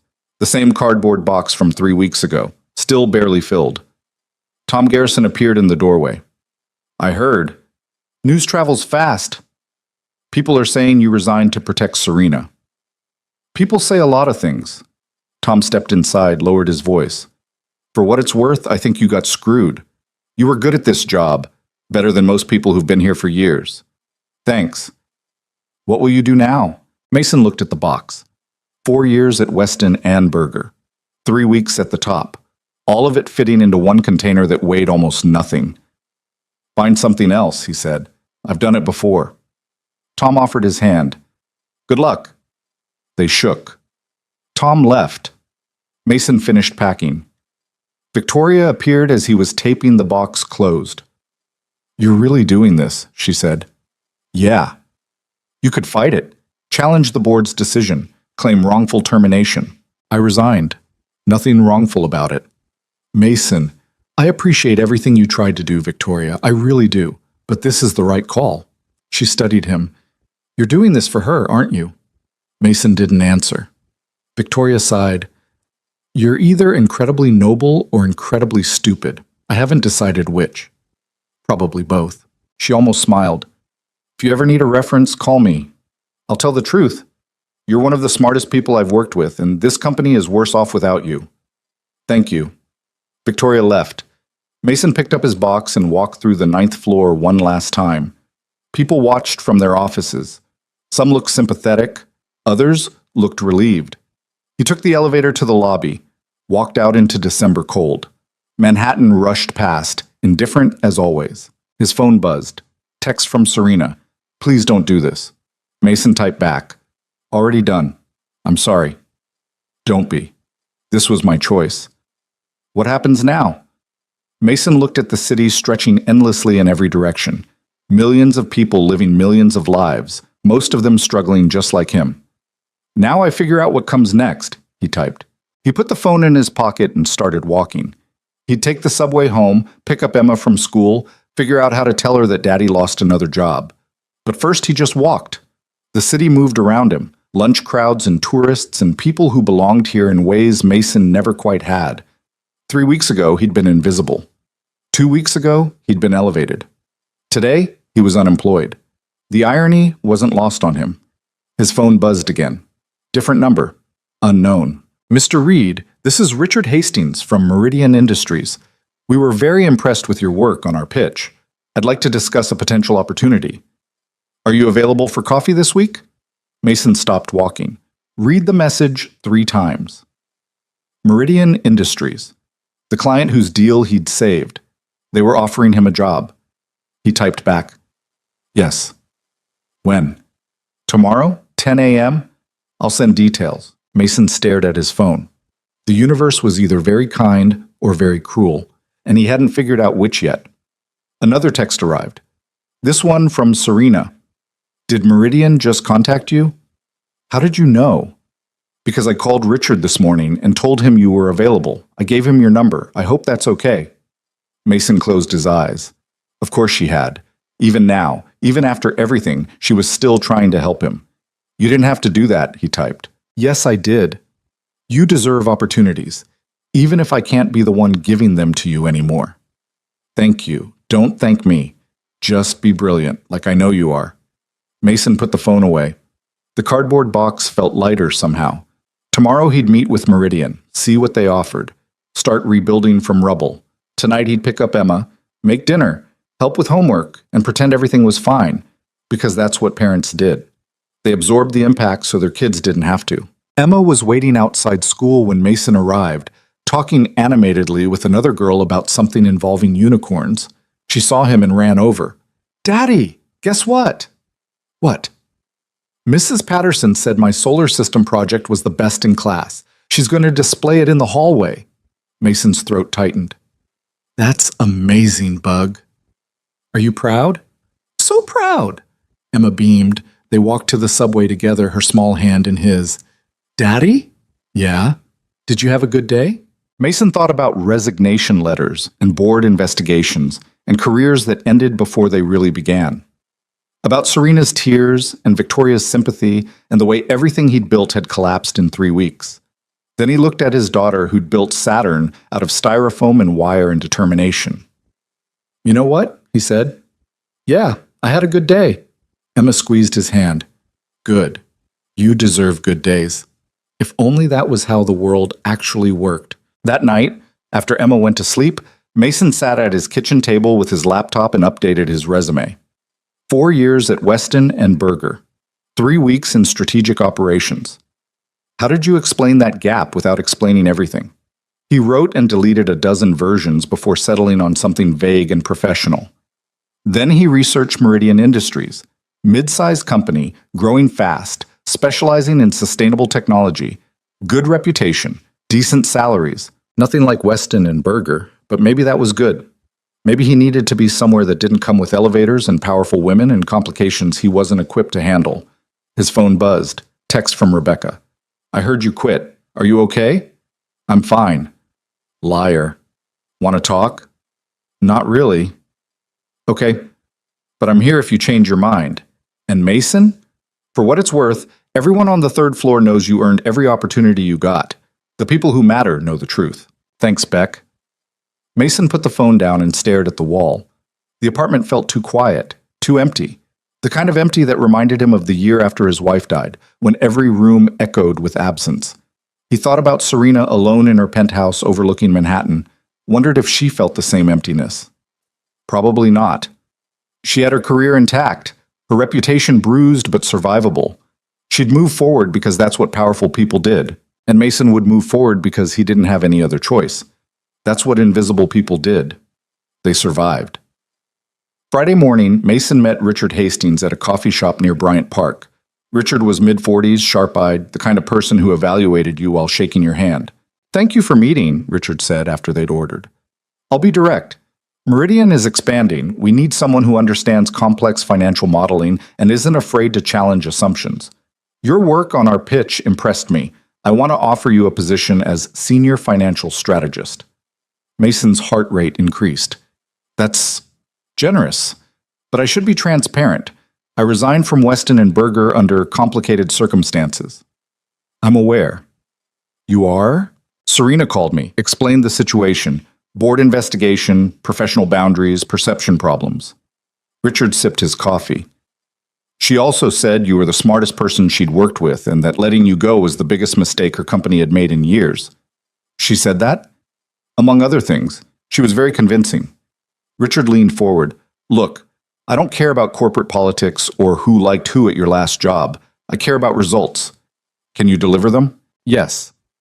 "Then we're done here." Salary is $140,000 base plus performance bonuses. Benefits start immediately. You'd report directly to me. Start date flexible based on your availability. Mason's mind reeled. $140,000 was almost double what he'd been making as an analyst, more than he'd ever imagined earning. Yes, I accept, Richard smiled. Good. I'll have HR send paperwork today. Welcome to Meridian. They shook hands, made small talk about projects and timelines. By the time Mason left the coffee shop, he had a job that paid more money than he'd ever seen and reported to someone who actually valued his skills. Serena had done this, had called Richard, had advocated for him, had made sure his resignation didn't destroy him. Even after everything, she was still protecting him. Mason pulled out his phone, started to text her, stopped. What could he say that wouldn't make things worse? Finally, he settled on, got the job? Thank you. 3 dots appeared immediately, then disappeared, then appeared again. You earned it, not me. Still, thank you. Be happy, Mason. That's all I want. He stared at the message for a long time. Then he put the phone away and walked through the cold December morning toward the subway, toward Emma's school, toward a future that looked completely different than it had 3 weeks ago. Better in some ways, worse in others, but his. Mason started at Meridian Industries on a Monday in January when the city was still shaking off holiday weight and everyone looked vaguely hungover from too much forced cheer. The office was smaller than Weston and Berger, cleaner somehow, less marble, more actual work happening. His desk faced a window that looked out at a building across the street instead of the Manhattan skyline, but Mason didn't mind. The view was honest. Richard introduced him around. The team was small, sharp, hungry in the way companies get when they're growing fast and haven't yet calcified into bureaucracy. People asked about his background. Mason gave them the edited version. 4 years in corporate finance, ready for something new. Nobody asked about Serena Vaughn. Either they didn't know or didn't care. Both options felt like relief. The first week was orientation, systems training, getting acclimated to Meridian's processes. The second week, Richard dropped a project on Mason's desk that would have taken the Weston and Berger team 3 months. Client wants expansion analysis for 6 international markets, Richard said. Full financial modeling, risk assessment, implementation timeline. 3 weeks. That's aggressive. That's why I hired you. Think you can handle it? Mason looked at the brief. Complex, multi-layered, exactly the kind of challenge that would have excited him a month ago. Now it just felt like work. Good work, but work. Yeah, he said. I can handle it. Good. Let me know if you need resources. Richard left. Mason opened the files and got started. The work was good. Difficult enough to be engaging, straightforward enough to avoid the political minefields of his last job. Mason built models, ran projections, identified risks nobody else had spotted. Exactly what he was good at. But something felt off. He couldn't name it at first. The salary was better. The environment was healthier. His coworkers respected him without resentment. Everything should have felt like an upgrade. Instead, it felt hollow. Emma noticed during dinner one night, 3 weeks into the new job. You're doing it again, she said around a mouthful of spaghetti. Doing what? Looking sad. I'm not sad, Bug. You're doing that thing where you smile but your eyes don't smile. That's worse than sad. Mason set down his fork. When did you get so smart? I've always been smart. You just forget sometimes. Emma twirled more spaghetti. Do you miss your old job? Sometimes. Do you miss the lady? The question landed harder than it should have. What lady? The one from the party. The one who texted you. The one you said you liked. Mason should have known Emma would remember. She remembered everything. Yeah, he admitted quietly. I miss her. Why don't you see her anymore? It's complicated. Everything's complicated with you. Emma's tone was matter of fact, not accusatory. Mom used to say that. She said you think too much about what might go wrong instead of what might go right. Mason's throat tightened. Your mom said that? Yeah. When you were worried about her getting sicker. She said you were always trying to fix everything before it broke, but sometimes things just break and you deal with it after. The memory hit Mason like a physical blow. His wife, near the end, too weak to argue but still sharp enough to cut through his defenses. She'd been right then. Maybe she was right now. I don't want to mess things up for you, Bug, Mason said. Everything I do affects you. I have to be careful. But being too careful means nothing ever happens. Emma looked at him seriously. That's not living. That's just not dying. 7 years old and somehow wiser than Mason had been in 32 years of existence. They finished dinner. Emma did homework while Mason cleaned up. Later, after she'd gone to bed, Mason sat with his phone and stared at Serena's name in his contacts. He hadn't texted her since accepting the Meridian job. Hadn't called. Hadn't reached out at all. Creating distance felt safer, cleaner, like maybe if enough time passed, the whole situation would just dissolve into memory. But Emma's words echoed, "That's not living. That's just not dying." Mason opened a new message, typed, "How are you?" Stared at it for 5 minutes, deleted it, typed, "I've been thinking about you." Deleted that too. Finally settled on, "Thank you for everything. I mean it." Sent it before he could overthink. 3 dots appeared almost immediately. "You don't need to thank me." "Yes, I do. You changed my life. You changed your own life. I just pointed you in a direction." Still, a longer pause, then, "How's Meridian?" "Good. Different. Honest work. Are you happy?"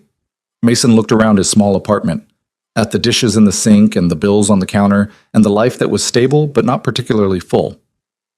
"I don't know," he typed honestly. "Are you?" The dots appeared, disappeared, appeared again. Finally, "No." Mason's chest tightened. "What's wrong?" "Everything."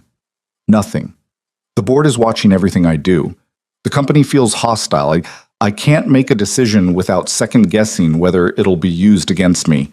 I'm sorry. Don't be. I made my choices. Now I live with them. Serena, I need to see you." The message sat there like a grenade.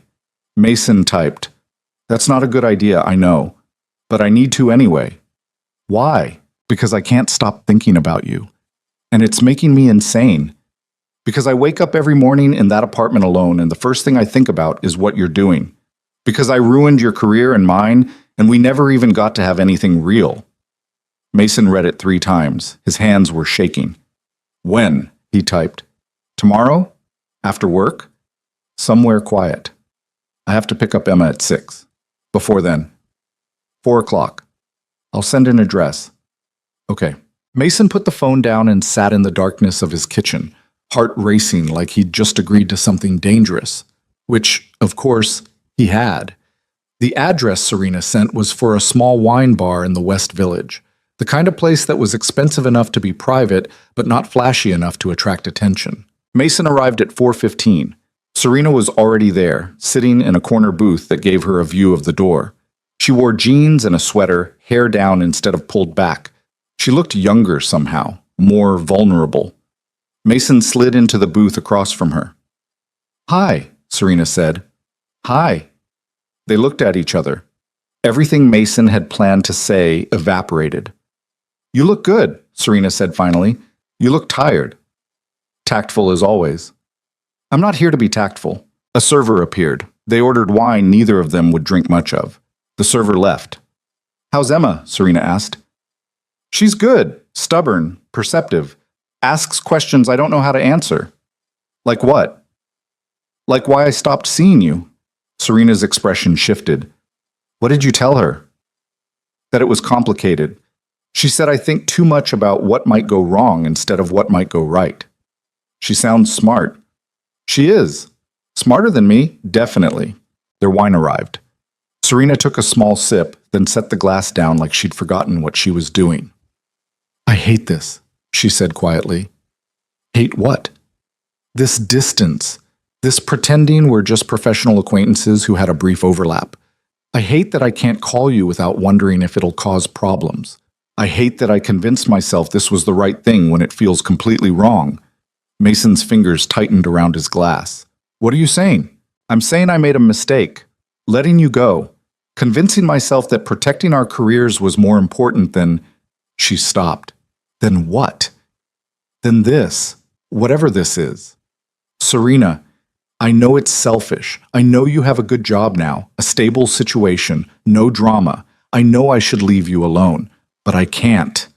Her eyes met his. Tell me you don't feel this too, and I'll walk away right now. Mason could lie. Should lie. Tell her he'd moved on, that Meridian was enough, that he didn't think about her constantly. But Emma's voice echoed, "That's not living." "I feel it," Mason said quietly. "Every day." Serena's breath caught. "Then what are we doing?" "Being careful, being smart, protecting ourselves. Is it working?" "No." She laughed, sharp and bitter. "We're terrible at this." "At what?" "At staying away from each other." Mason leaned forward. "So what do you want to do about it?" "I want to stop pretending. I want to acknowledge that yes, I care about you beyond what's professionally appropriate. I want to see where this goes instead of running from it, because other people might have opinions. Those opinions destroyed our careers once already. You have a new career, a better one, from what you've said. And I have," Serena gestured vaguely, "a company that barely tolerates me and a board that's waiting for me to slip so they can force me out." "That's not true." "It is true. I'm on borrowed time, Mason. 6 months, maybe a year. They want younger leadership, someone less controversial, someone who hasn't embarrassed them with investigations and reprimands." She took a breath. "Which means I have nothing left to lose." "Serena, I'm not asking you to fix this. I'm not asking you to sacrifice anything. I'm just asking, can we try? Actually try? See what this could be if we stopped being afraid?"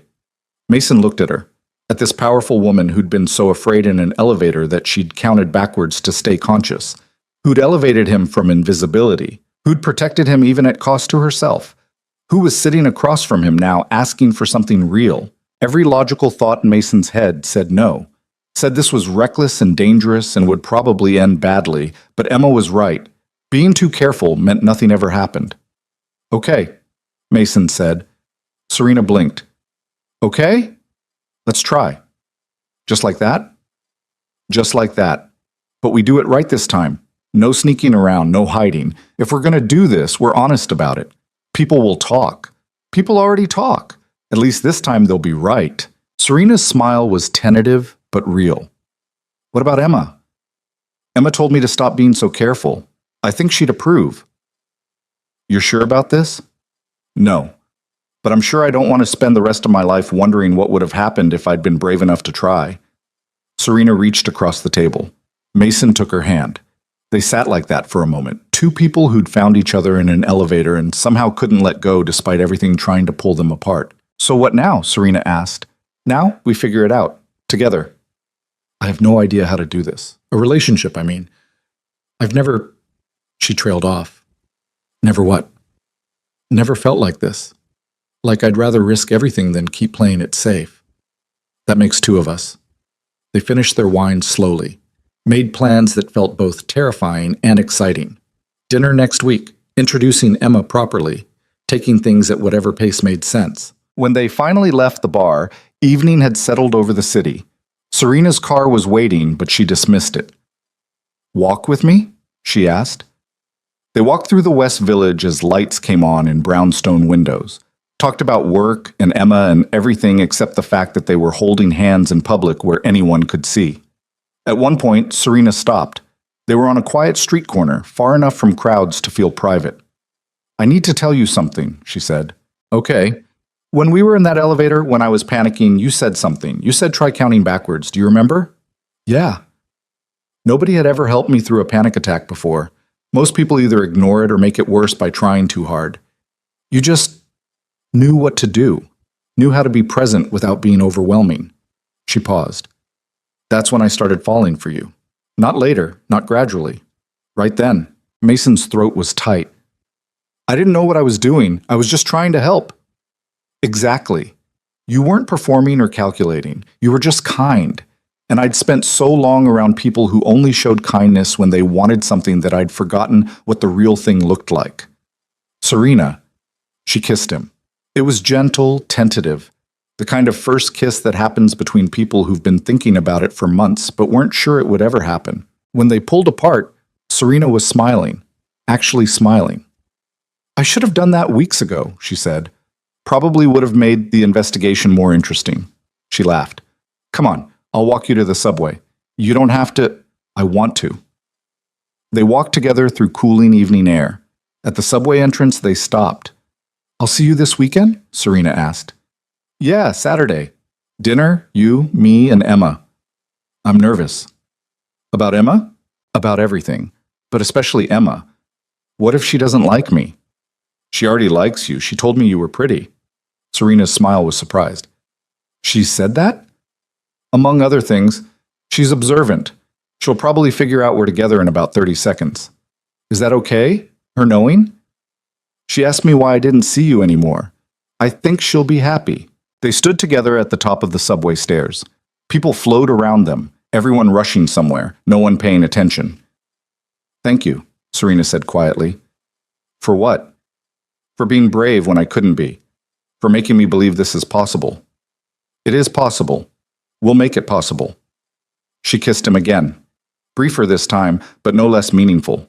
Then Mason descended into the subway, and Serena walked to her waiting car, and both of them carried hope that felt fragile but real. Saturday arrived with cold rain that Emma complained about while getting ready. "Why does it always rain on important days?" she asked, struggling with her jacket zipper. "It's not always, just sometimes." Mason helped with the zipper. "You remember what I told you? Serena is coming to dinner. She's your friend. You like her?" "More than a friend, actually." Emma looked up, interested. "Like a girlfriend?"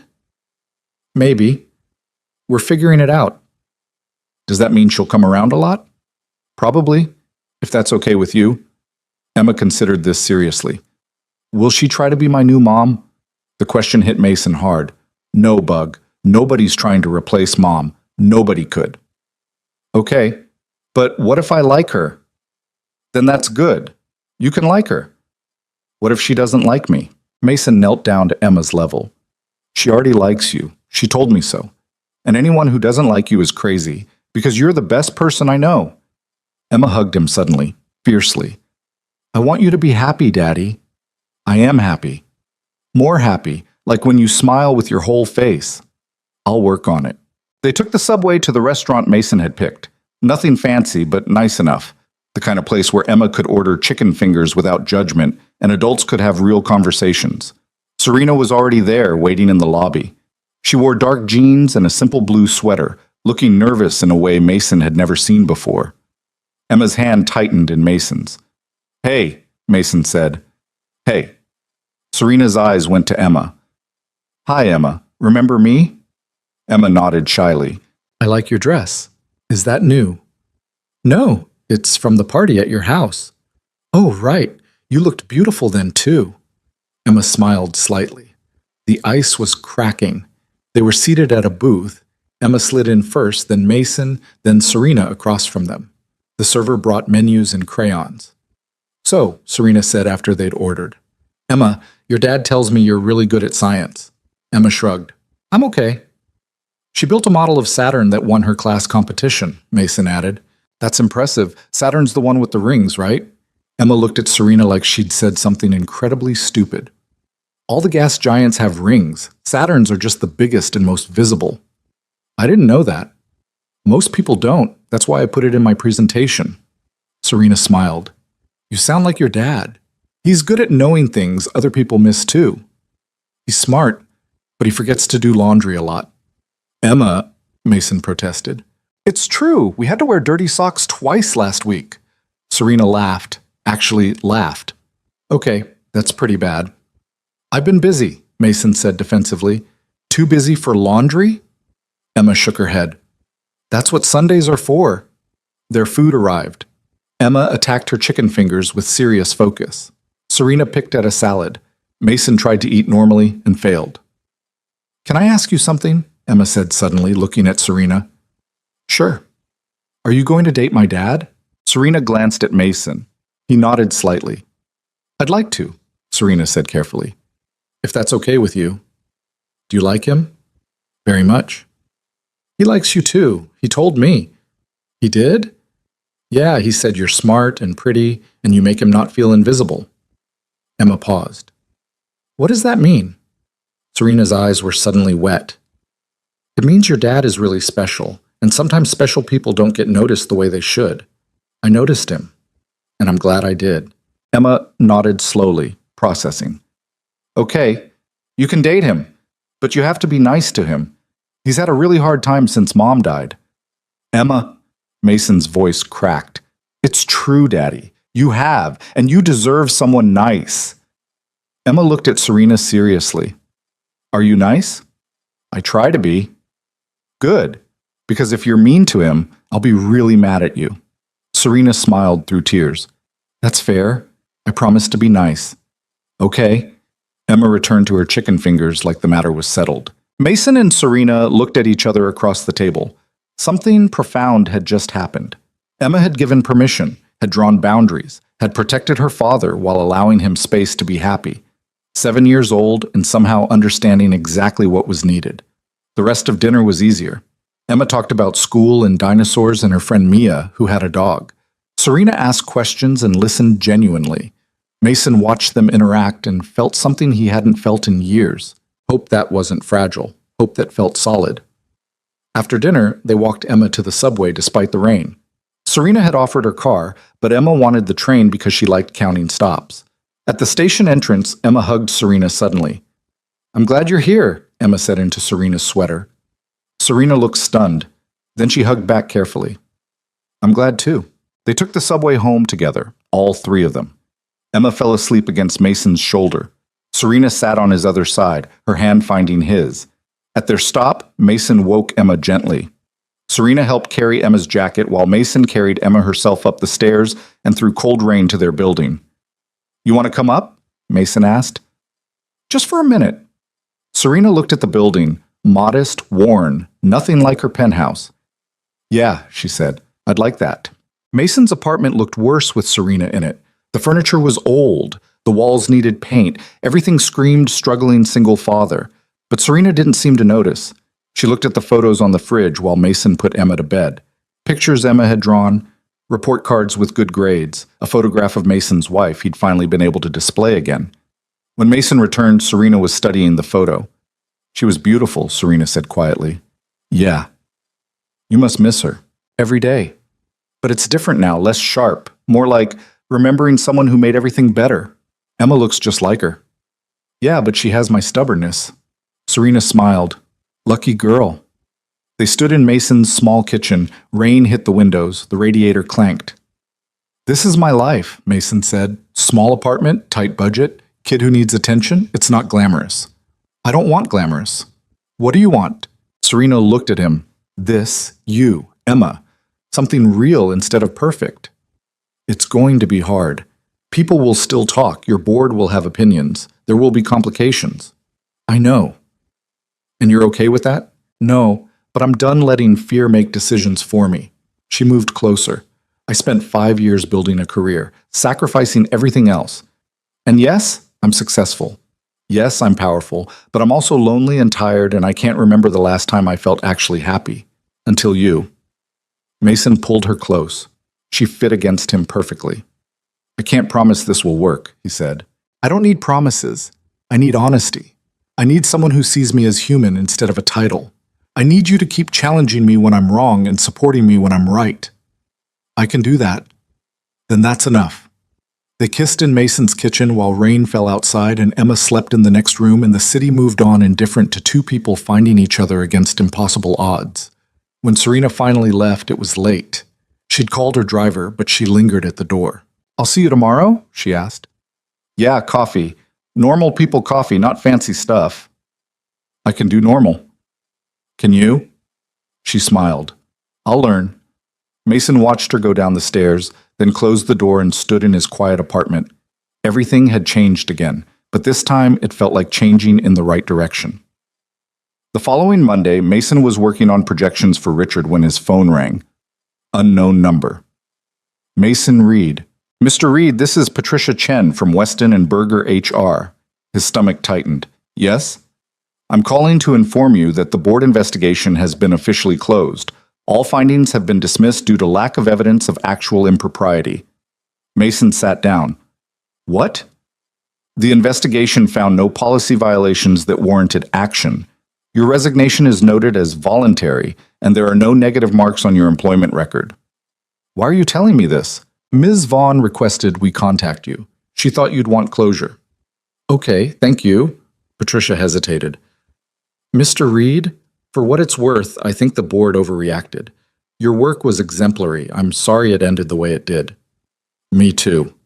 After he hung up, Mason sat staring at his computer screen without seeing it. The investigation was over. Dismissed. Which meant all the pain and disruption and career destruction had been for nothing. He texted Serena. HR just called. Investigation closed. No violations found. Her response came immediately. I know. I made sure of it. How? Presented every performance metric, every contribution, every piece of evidence that your promotions were merit-based, forced them to admit they had no actual case. When did you do this? I've been working on it for weeks, since the day you resigned. I wasn't going to let them destroy your reputation based on rumors. Mason felt something crack open in his chest, even after everything she'd been fighting for him. Thank you seemed inadequate, but he typed it anyway. You're welcome. But Mason? This doesn't change anything. You're better off at Meridian. They value you there. I know, but it's good to know the record is clear. It is, and so is mine. The board reprimand is being removed too. Conditional on no repeat concerns, but still, we're free. We're free. Mason put his phone down and returned to work with something lighter in his chest. 3 months passed. Mason thrived at Meridian. His expansion analysis helped them enter 4 new markets successfully. Richard gave him more responsibility, more autonomy, more opportunities to prove what he could do. His relationship with Serena evolved carefully. They saw each other twice a week initially, then more. Serena learned how to exist in Mason's world. Small apartments and subway rides and diner food. She was terrible at it initially, but she got better. Emma warmed to her gradually. Serena learned about dinosaurs and helped with science projects and didn't try to be anything she wasn't. She's weird, Emma told Mason one night, but good weird. What kind of weird? She doesn't know normal things, like how to make box mac and cheese, but she knows weird things, like all the bones in the human hand, and she listens when I talk instead of just pretending. You like her? Yeah, I do. That felt like victory. In April, Meridian landed their biggest contract yet, a multinational expansion worth hundreds of millions. Richard put Mason in charge of the financial strategy. This is the kind of project that makes careers, Richard said when he delivered the news. You ready? Yeah, I'm ready. Good. Because I'm recommending you for VP of Financial Strategy when we close this. You've earned it. VP Vice President, a title Mason had never imagined achieving. He called Serena that night. They're promoting me, he said when she answered. That's incredible. I'm so proud of you. I couldn't have done this without you, without the opportunity at Weston and Berger, without learning how to work at that level. Mason, stop. You did this. Your intelligence, your work ethic, your ability to see what others miss. That's all you. You pointed me in the right direction. Maybe, but you walked the path. Don't diminish that. They talked for an hour. About the project, about Emma's upcoming birthday, about small, normal things that felt precious. When they hung up, Mason sat in his apartment feeling something he'd almost forgotten. Pride in himself, in what he'd built from nothing. 2 weeks later, Mason was working late at Meridian when Richard appeared at his desk. We need to talk, Richard said. Mason's stomach dropped. About what? About an offer. Come to my office. Richard's office was modest compared to Serena's had been. Practical furniture, whiteboards covered in projections, coffee cups from 3 different days. The expansion closed early, Richard said without preamble. Board is ecstatic. They want to fast-track growth, which means we need leadership. Okay? They're creating a new C-suite position, Chief Strategic Officer, someone who oversees all expansion efforts, reports directly to the CEO, sits on the board. Richard paused. They want you. Mason's mind stuttered. I'm 32, I've been here 4 months. And in those 4 months, you've contributed more than some people do in years. The board looked at your track record. Weston and Berger, here, everything. They believe you're ready. What about you? I recommended you. This is my pitch. You take the CSO role, I stay as VP Operations, we build something remarkable together. Mason tried to process. CSO, C-suite, board member. Everything he'd lost at Weston and Berger returned in a better form. There's one complication, Richard continued. The role requires disclosure of any potential conflicts of interest, relationships with competitors, financial interests, personal connections that might impact judgment. He looked at Mason carefully. I know about you and Serena Vaughn. Mason's blood went cold. How? I'm not an idiot. You don't look at someone the way you two look at each other if there's nothing there. And frankly, I don't care. But the board will ask. So I need you to be straight with me. Is this relationship serious? Yes. Could it impact your ability to make decisions in Meridian's best interest? No. Serena and I keep our professional lives separate. We don't discuss proprietary information. We don't coordinate strategies. We're just together. Richard nodded slowly. Then here's what we do. You disclose the relationship to the board.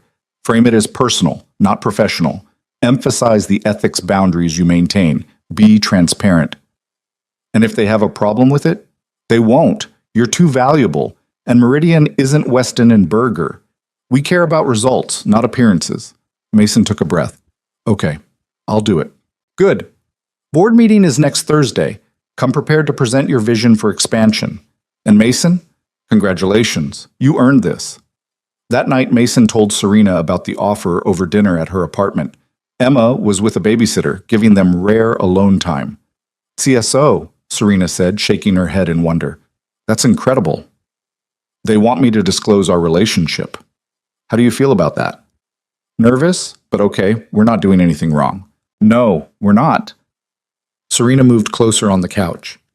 Mason, I need to tell you something too. Okay. I'm stepping down as CEO. Mason's stomach dropped. What? Why? Because I've been miserable for months.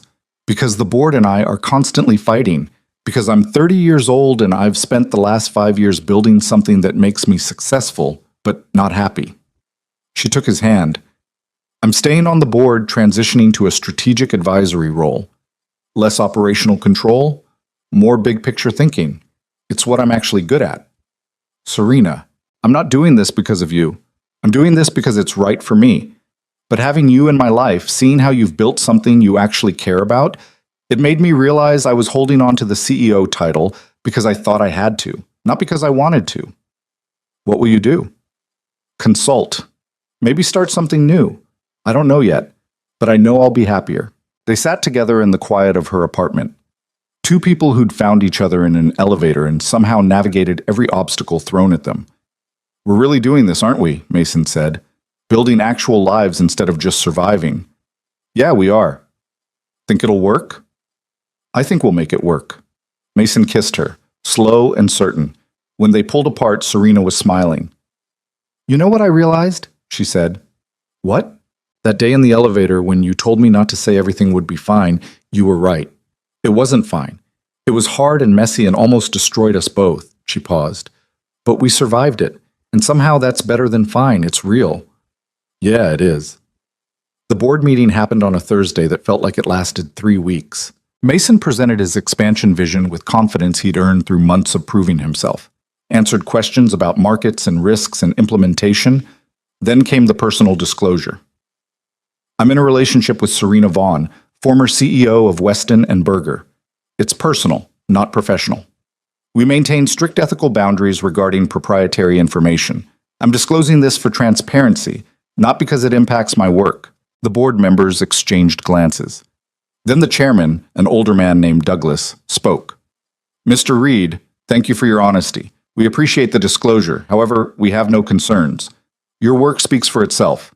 The CSO position is yours if you want it. Relief crashed through Mason like a wave. I want it, he said. They shook hands, made it official. By the time Mason left the building, he was Chief Strategic Officer of Meridian Industries, reporting to the CEO, earning more money than he'd ever imagined. He called Serena immediately. I got it. Of course you did. He could hear her smile. I never doubted it. They didn't care about us, about the relationship. They just didn't care, because it doesn't matter. We're two people who happen to work in the same industry and also care about each other. That's not scandalous. It's normal. It doesn't feel normal. Maybe that's because we've been treating it like it's wrong when it never was. We just worked for a company that made it complicated. Mason leaned against a building, watching Manhattan rush past. I love you. The words came out before he'd planned them, hung in the air like something fragile. Say that again, Serena said quietly. I love you. I love you too. I have for months. I just didn't know if I was allowed to say it. You're allowed. Good. Because I'm saying it a lot from now on. They stayed on the phone for 20 minutes, saying nothing important, just existing together across the city. When Mason finally hung up and headed home to tell Emma the news, he felt something he hadn't felt since before his wife died. Complete. 6 months later, on a warm October evening, Mason and Serena stood in Central Park watching Emma run ahead on the path. She's gotten so tall, Serena observed. Kids do that. I know, but it's different watching it happen. They walked together, hands linked, looking like any other couple enjoying the fall weather. I have something to ask you, Serena said. Okay, move in with me. You and Emma both.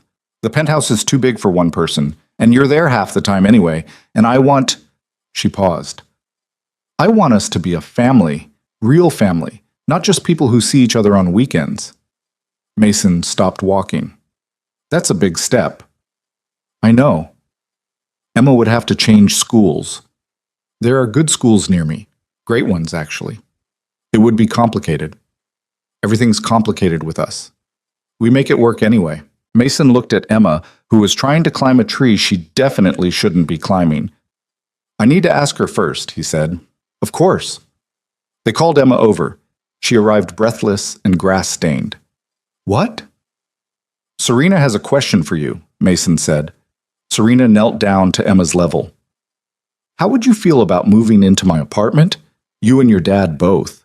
You'd have your own room, bigger than your current one, and you'd be closer to the Museum of Natural History.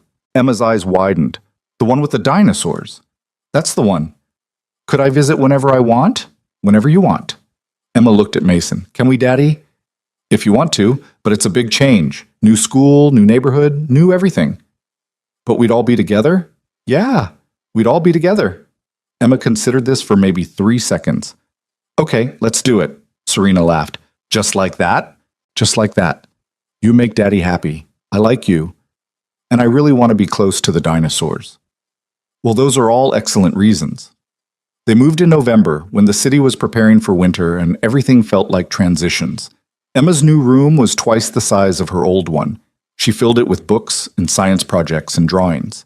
Made friends at her new school faster than Mason had thought possible. Mason and Serena learned how to coexist, how to share space, how to be partners instead of just two people who cared about each other from a distance. It wasn't perfect. They argued about small things. Serena was terrible at remembering pickup times.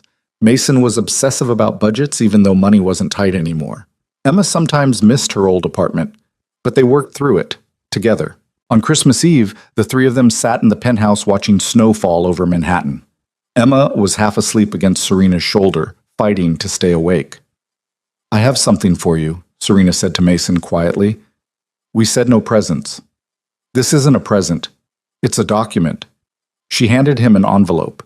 Mason opened it, confused.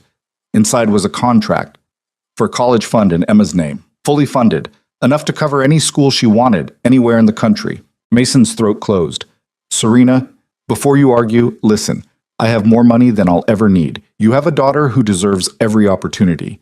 This doesn't make me her mother. It doesn't obligate anything. It just means she'll never have to worry about affording her education. This is too much. It's not enough. But it's what I can give. Mason looked at Emma, sleeping now, peaceful in a way she hadn't been since before her mother died. Thank you, he managed. Thank you for letting me be part of this, of your life, of her life. I never thought I'd have this. A family. People who actually want me around for reasons other than what I can do for them. We love you. Emma loves you. Not because of what you provide, because of who you are. Serena's eyes were wet. I love you both too. So much it scares me sometimes. Good. Fear means it matters. They sat together watching snow fall and Emma sleep, and the city that had brought them together continue its endless motion. A year ago, Mason had been invisible, alone, surviving but not living. Now he was CSO of a growing company, partner to a woman who challenged and supported him equally, father to a daughter who had space to thrive instead of just endure.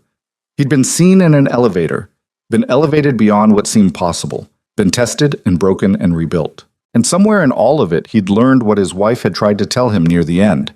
That being too careful meant nothing ever happened, that real living required risk, that sometimes you had to trust that being seen, truly seen, was worth whatever complications followed.